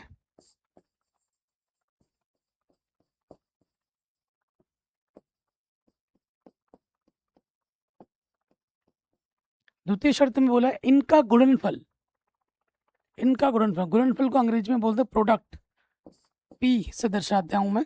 इनका गुणनफल, इन दोनों को गुणा कर दो, एक्स गुणा वाई।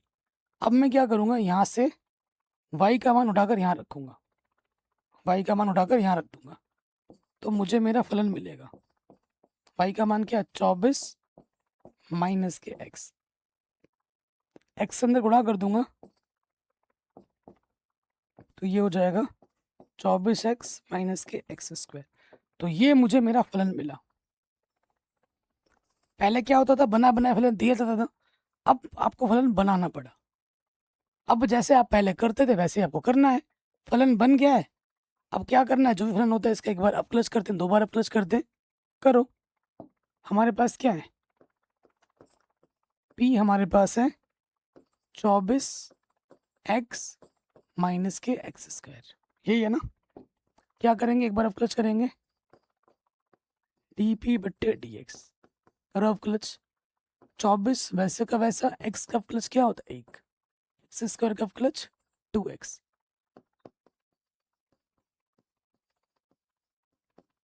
24 माइनस का क्या आ गया? 2x।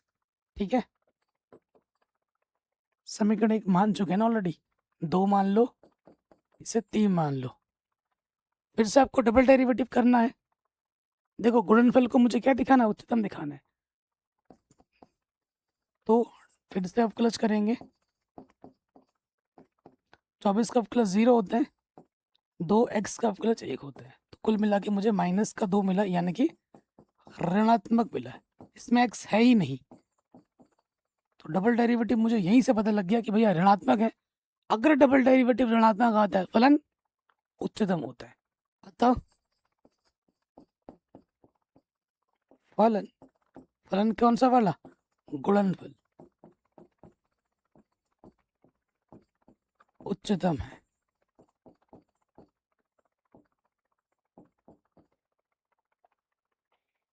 ठीक है, आपको दिखाना जिनका गुणनफल उच्चतम हो, ये दिखाना है, सिद्ध करना है।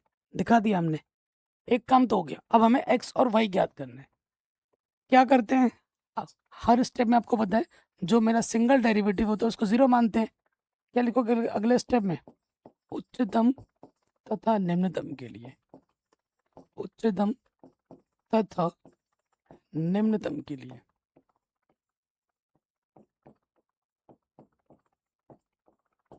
क्या कहते हैं भैया? जो हमारा सिंगल डेरिवेटिव है उसे 0 के बराबर मानते हैं। ठीक है, सिंगल डेरिवेटिव को 0 के बराबर मानो। क्या है हमारा सिंगल डेरिवेटिव? 24 माइनस के 2x, इससे मान लिया 0 के बराबर। तो माइनस का 2x इधर आके हो गया प्लस का 2x, काटेंगे 2 1 कम 2, 2 दूनी 4, x का मान क्या आ गया? 12। पहली संख्या आपको मिल गई। x प्रथम संख्या कितनी होगी? 12 होगी। x का मान यहाँ रख दोगे, दूसरी संख्या में मिल जाएगी। चूंकि y बराबर मेरे पास क्या है? 24 माइनस एक्स, और x का मान कितना है हमारे को मिला है? 12 मिला है। 24 में से 12 घटाएंगे, 12 आ जाएगा। तो जो दोनों संख्या हैं वो 12 12 होगी। पहली संख्या 12 होगी, दूसरी संख्या भी 12 ही होगी। आराम से हो गया। और इस प्रकार का प्रश्न एग्जाम में बार बार पूछा जाता है। कोई दिक्कत बच्चों प्रश्न में? कोई डाउट नहीं रहा होगा, है ना? ये क्वेश्चन भी बन गया होगा। अभी यूट्यूब पे हमारे सर अंग्रेजी वाले भी लाइव पढ़ा रहे हैं, सब कुछ मुझे मैनेज करना होता है। आप देख रहे हैं ना यूट्यूब पे जितने भी थंबनेल्स बनते हैं मैं बनाता हूँ, टाइटल टैग डिस्क्रिप्शन मैं करता हूँ, ठीक है, कंटेंट प्लानिंग मैं करता हूँ, और इधर क्लासेस के लिए पीपीटी मैं बनाता हूँ, सारा कुछ मैं करता हूँ अकेले, ठीक है। अभी एक थंबनेल बनाने वाला है मेरे पास ग्राफिक डिजाइनर, तो एनसीईआरटी के थंबनेल बनाता है सिर्फ, बाकी सब थंबनेल मैं ही बनाता हूँ, ठीक है। पीपीटी बनाने वाले के लिए एक है, लेकिन वो साइंस वगैरह का बनाता है, मैथ का पीपीटी सिर्फ मैं ही बनाता हूँ और किसी कोई नहीं बनाता, सब कुछ मुझे मैनेज करना पड़ता है। चलिए देख लेता हूँ क्लास एंड, हाँ एंड हो गया है, क्लास मुझे एंड करनी पड़ेगी। चलिए बच्चों अगले प्रश्न पे आते हैं, पहले मैं क्लास को एंड कर लेता हूँ, सर की लाइव क्लास चल रही होगी ना, इसके बाद अभी मैडम पढ़ाएंगी लाइव हिंदी वाली, उनका क्लास को भी मुझे ही मैनेज करना है।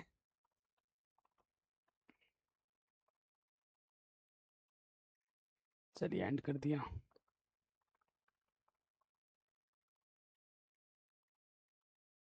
चलिए अब हम आते हैं बच्चों अगले प्रश्न में, तो ये क्वेश्चन तो बन गया अपना, अगले प्रश्न में आ जाओ, ठीक है। कह रहे हैं ऐसी दो धन संख्याएं x और y ज्ञात कीजिए, संख्या कैसी बोलिए धन, ताकि x प्लस वाई 60 हो और एक्स वाई क्यूब उच्चतम हो, ये जो मेरा फलन है वो उच्चतम हो। जबरदस्त क्वेश्चन है, बढ़िया क्वेश्चन है, ठीक है। तो देखो सबसे पहले हमको क्या दे रखा है,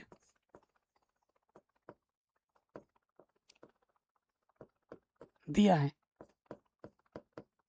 x प्लस वाई, मुझे क्या दे रखा है 60 दे रखा है, तो y बराबर क्या होगा 60 माइनस एक्स,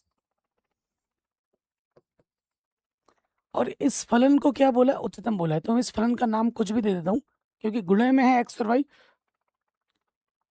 तो इसको मैं p बोलता हूँ, माना p प्रोडक्ट है ना, p हमारे पास क्या है x y की पावर 3 है, ठीक है। तो देखो इसमें क्या है ना, दो फलन है, दो चर है x और y में आ रहा है, तो हमेशा फंक्शन को सिंगल टर्म में कन्वर्ट करना होता है। इससे पहले वाले में भी देखो x और y था ना, तो मैंने y का मान रखा ताकि फलन मेरा सिंगल टर्म में आ जाए, x x में आ जाए या y y में आ जाए, दोनों दो फॉर्म के रूप में नहीं हो सकता, सिंगल टर्म में डालना होता है। तो मैं क्या करूंगा, यहाँ से क्या करूंगा, इस y के मान को उठाकर यहाँ रख दूंगा ताकि ये y x के रूप में आ जाए, ठीक है। y का मान क्या है 60 माइनस का x की पावर कितनी है 3 है, ठीक है। अब मैं x से अंदर गुणा नहीं कर सकता क्योंकि पावर में 3 है, ठीक है। ये मेरा p है, फलन का नाम मैंने p दिया है। अब जैसे आप करते थे वैसे कीजिए, क्या करना है सिंगल डेरिवेटिव कीजिए, अब क्लच करो तो इसमें लग जाएगा फर्स्ट इंटू सेकंड, पहला वाला वैसे का वैसा गुणे दूसरे का क्लच, 3 सामने आ जाएगा, एक घात कम हो जाएगी, और 60 का प्लस 0 x का प्लस माइनस का 1, तो माइनस सामने लग जाएगा, माइनस सामने लगा देते हैं। फिर दूसरा वाला वैसे का वैसा गुणे पहले का प्लस, x का प्लस x के सापेक्ष 1 होता है, ठीक। यहाँ मेरे पास है देखो 60 माइनस एक्स स्क्वायर, ये मेरा आ जाएगा उभयनिष्ठ कम से कम, तो यहाँ बचेगा मेरा माइनस के 3x, और यहाँ से बच रहा है 60 माइनस के x, 3 घात में से 2 घात बाहर निकाले, 1 घात बचेगा। फिर देखिए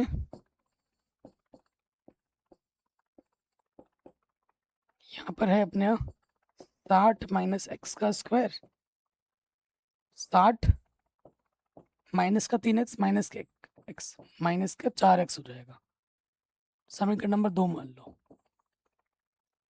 ठीक है।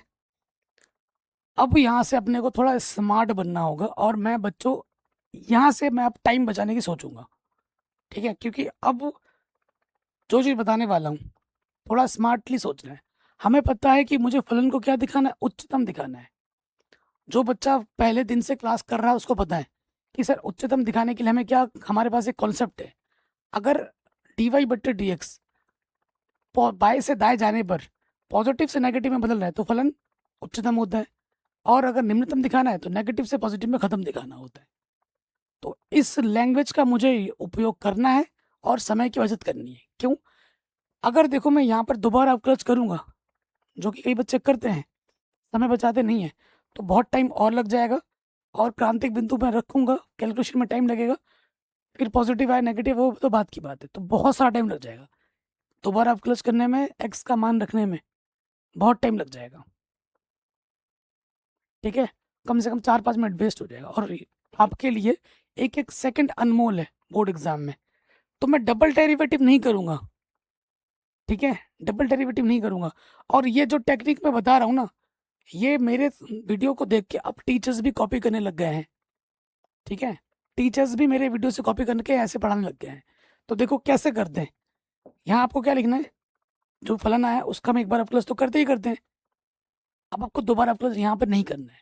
क्या करना है, क्रांतिक बिंदु निकालना है, जैसे हम क्या कहते हैं, उच्चतम तथा निम्नतम के लिए। फटाफट निकाल लो, अगला स्टेप यहीं से करेंगे, उच्चतम तथा निम्नतम के लिए। अब ये क्वेश्चन बहुत इंपॉर्टेंट है, और इस प्रश्न से जो कॉन्सेप्ट हम कर रहे हैं, आगे के सभी प्रश्नों में यही कॉन्सेप्ट फॉलो करेंगे, टाइम को बचाने के लिए। जहां पर भी कैलकुलेशन लंबी होगी, इस कॉन्सेप्ट का प्रयोग करेंगे। उच्चतम तथा निम्नतम के लिए क्या करते हैं, जो सिंगल डेरिवेटिव होता है उसको 0 के बराबर रखते हैं। तो सिंगल डेरिवेटिव क्या है मेरा, ये आया है, क्या है, 60 माइनस एक्स का वर्ग, अंदर आया है 60 माइनस के 4x, इसको हम रखेंगे 0, यही है। तो एक बार इसको 0 रखना है, एक बार इसको 0 रखना है। इसको अगर मैं 0 रखता हूँ, यदि 60 माइनस एक्स को अब 0 लो, घात में 2 उसको देखना नहीं है, तो माइनस का एक्स इधर आके क्या हो जाएगा, प्लस का एक्स। अगर एक्स का मान तुमने 60 ले लिया तो वाई का मान भी क्या हो जाएगा, 0 हो जाएगा। और जब तुम यहाँ वाई का मान 0 रखोगे तो हमारा जो गुणनफल है वो 0 हो जाएगा, इसलिए एक्स का मान 60 नहीं हो सकता। एक्स का मान 60 लोगे तो वाई अपना क्या हो जाएगा, 0, और जैसे ही वाई 0 यहाँ रखोगे तो प्रोडक्ट मेरा क्या हो जाएगा, 0। इसी वजह से एक्स का मान मेरा 60 नहीं हो सकता। अगर ये चीज़ 0 नहीं है तो इसको 0 होना पड़ेगा। अब इसको 0 मानोगे, यदि 60 माइनस के 4x बराबर 0, तो माइनस के 4x इधर आके प्लस का 4x काटोगे तो कितना जाएगा, 15। x का मान 15 आएगा, x का मान क्या आएगा दोस्त, 15 आएगा। अब मुझे फलन को क्या दिखाना है, उच्चतम। अब ये जो मैं बात लिखवाने जा रहा हूँ, ये सबसे शॉर्ट एंड बेस्ट कॉन्सेप्ट है समय बचाने के लिए। आपका कोई माइकल एक नंबर नहीं काट सकता पॉइंट में भी। क्या लिखना है, आप क्या लिखोगे, ध्यान देना, 15 है ना, आपको डबल डेरिवेटिव नहीं करना, टाइम की बचत होगी। आप क्या लिखोगे, x बराबर 15 पर, x बराबर 15 पर ये लिखना है, dp बट्टे dx का मान।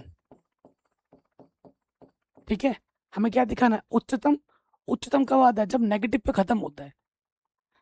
तो मान क्या लिखोगे, dp बटे dx का मान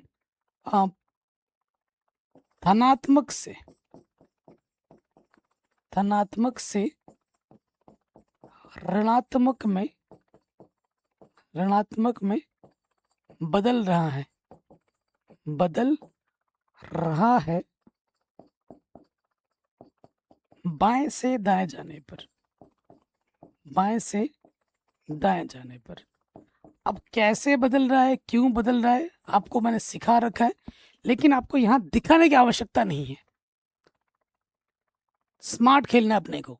अगर आप बोलोगे दिखाओ उधर, मैं दिखा दूंगा, कोई दिक्कत नहीं है। x बराबर 15 मान इस फंक्शन में एक बार नेगेटिव में बाईं तरफ लेना है, 15 से छोटा मान 15 से बड़ा मान रख के दिखाना है। मैंने ऐसे भी करके दिखाया है, प्रश्नावली की प्रश्नों में, क्वेश्चन नंबर 1 में दिखाया मैंने आपको, है ना। तो यहाँ आपको नहीं दिखाना, आपको समय बचाना है, स्मार्ट खेलना है, क्योंकि आपको उच्चतम दिखाना है ना। तो आप लिखोगे x बराबर 15 पर dp बट्टे dx, सिंगल डेरिवेटिव का मान धनात्मक से ऋणात्मक में परिवर्तित हो रहा है बाएं से दाएं जाने पर। इतना लिख दो, काम फतेह। कोई माइकल लाल आपका आधा से आधा नंबर नहीं काट सकता, पूरा परफेक्ट कॉन्सेप्ट है। ठीक है, तो x का मान मुझे मिल गया, अतः फलन उच्चतम है, ये लिख देना। अतः फलन उच्चतम है, जो आपको सिद्ध करना है। फलन क्या है मेरा? उच्चतम है। ये दिखा दिया। x का मान मिल गया आपको, y का मान भी निकालना, यहाँ रख दो। चूंकि y मेरा क्या है 60 माइनस एक्स, x का मान 15 है, तो y मुझे मिल जाएगा 45। आंसर एक मान 45 होगा और एक मान 15 होगा। तो आशा करता हूँ जो भी प्रश्न मैंने आपको आज बताए हैं, सिखाए हैं, आप समझ जरूर गए होंगे।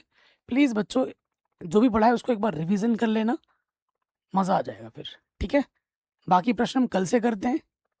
कल और तगड़े क्वेश्चन आने वाले हैं, और कल से क्लास तो और इम्पोर्टेंट हो जाएगी, क्योंकि आने वाले जितने प्रश्न हैं वहाँ से एक क्वेश्चन आपके एग्जाम में, मतलब आएंगे तो सारे क्वेश्चन, कल से जितने भी क्वेश्चन आएंगे सारे आएंगे, लेकिन आपके सेट में कौन सा आएगा ये आप नहीं जानते। आएंगे सारे क्वेश्चन, कल से जितने भी क्वेश्चन बताऊंगा सारे तगड़े तगड़े वीवीआई क्वेश्चन हैं। Very very very very very important है। ठीक है, और आएगा ही आएगा वहां से एग्जाम में बड़े नंबर में। तो कल मिलते हैं नए क्वेश्चन के साथ। आज जितने भी क्वेश्चन बढ़ाए गए उनको रिवाइज कर लेना अच्छे से। जय हिंद, मिलते हैं नए वीडियो में, है ना।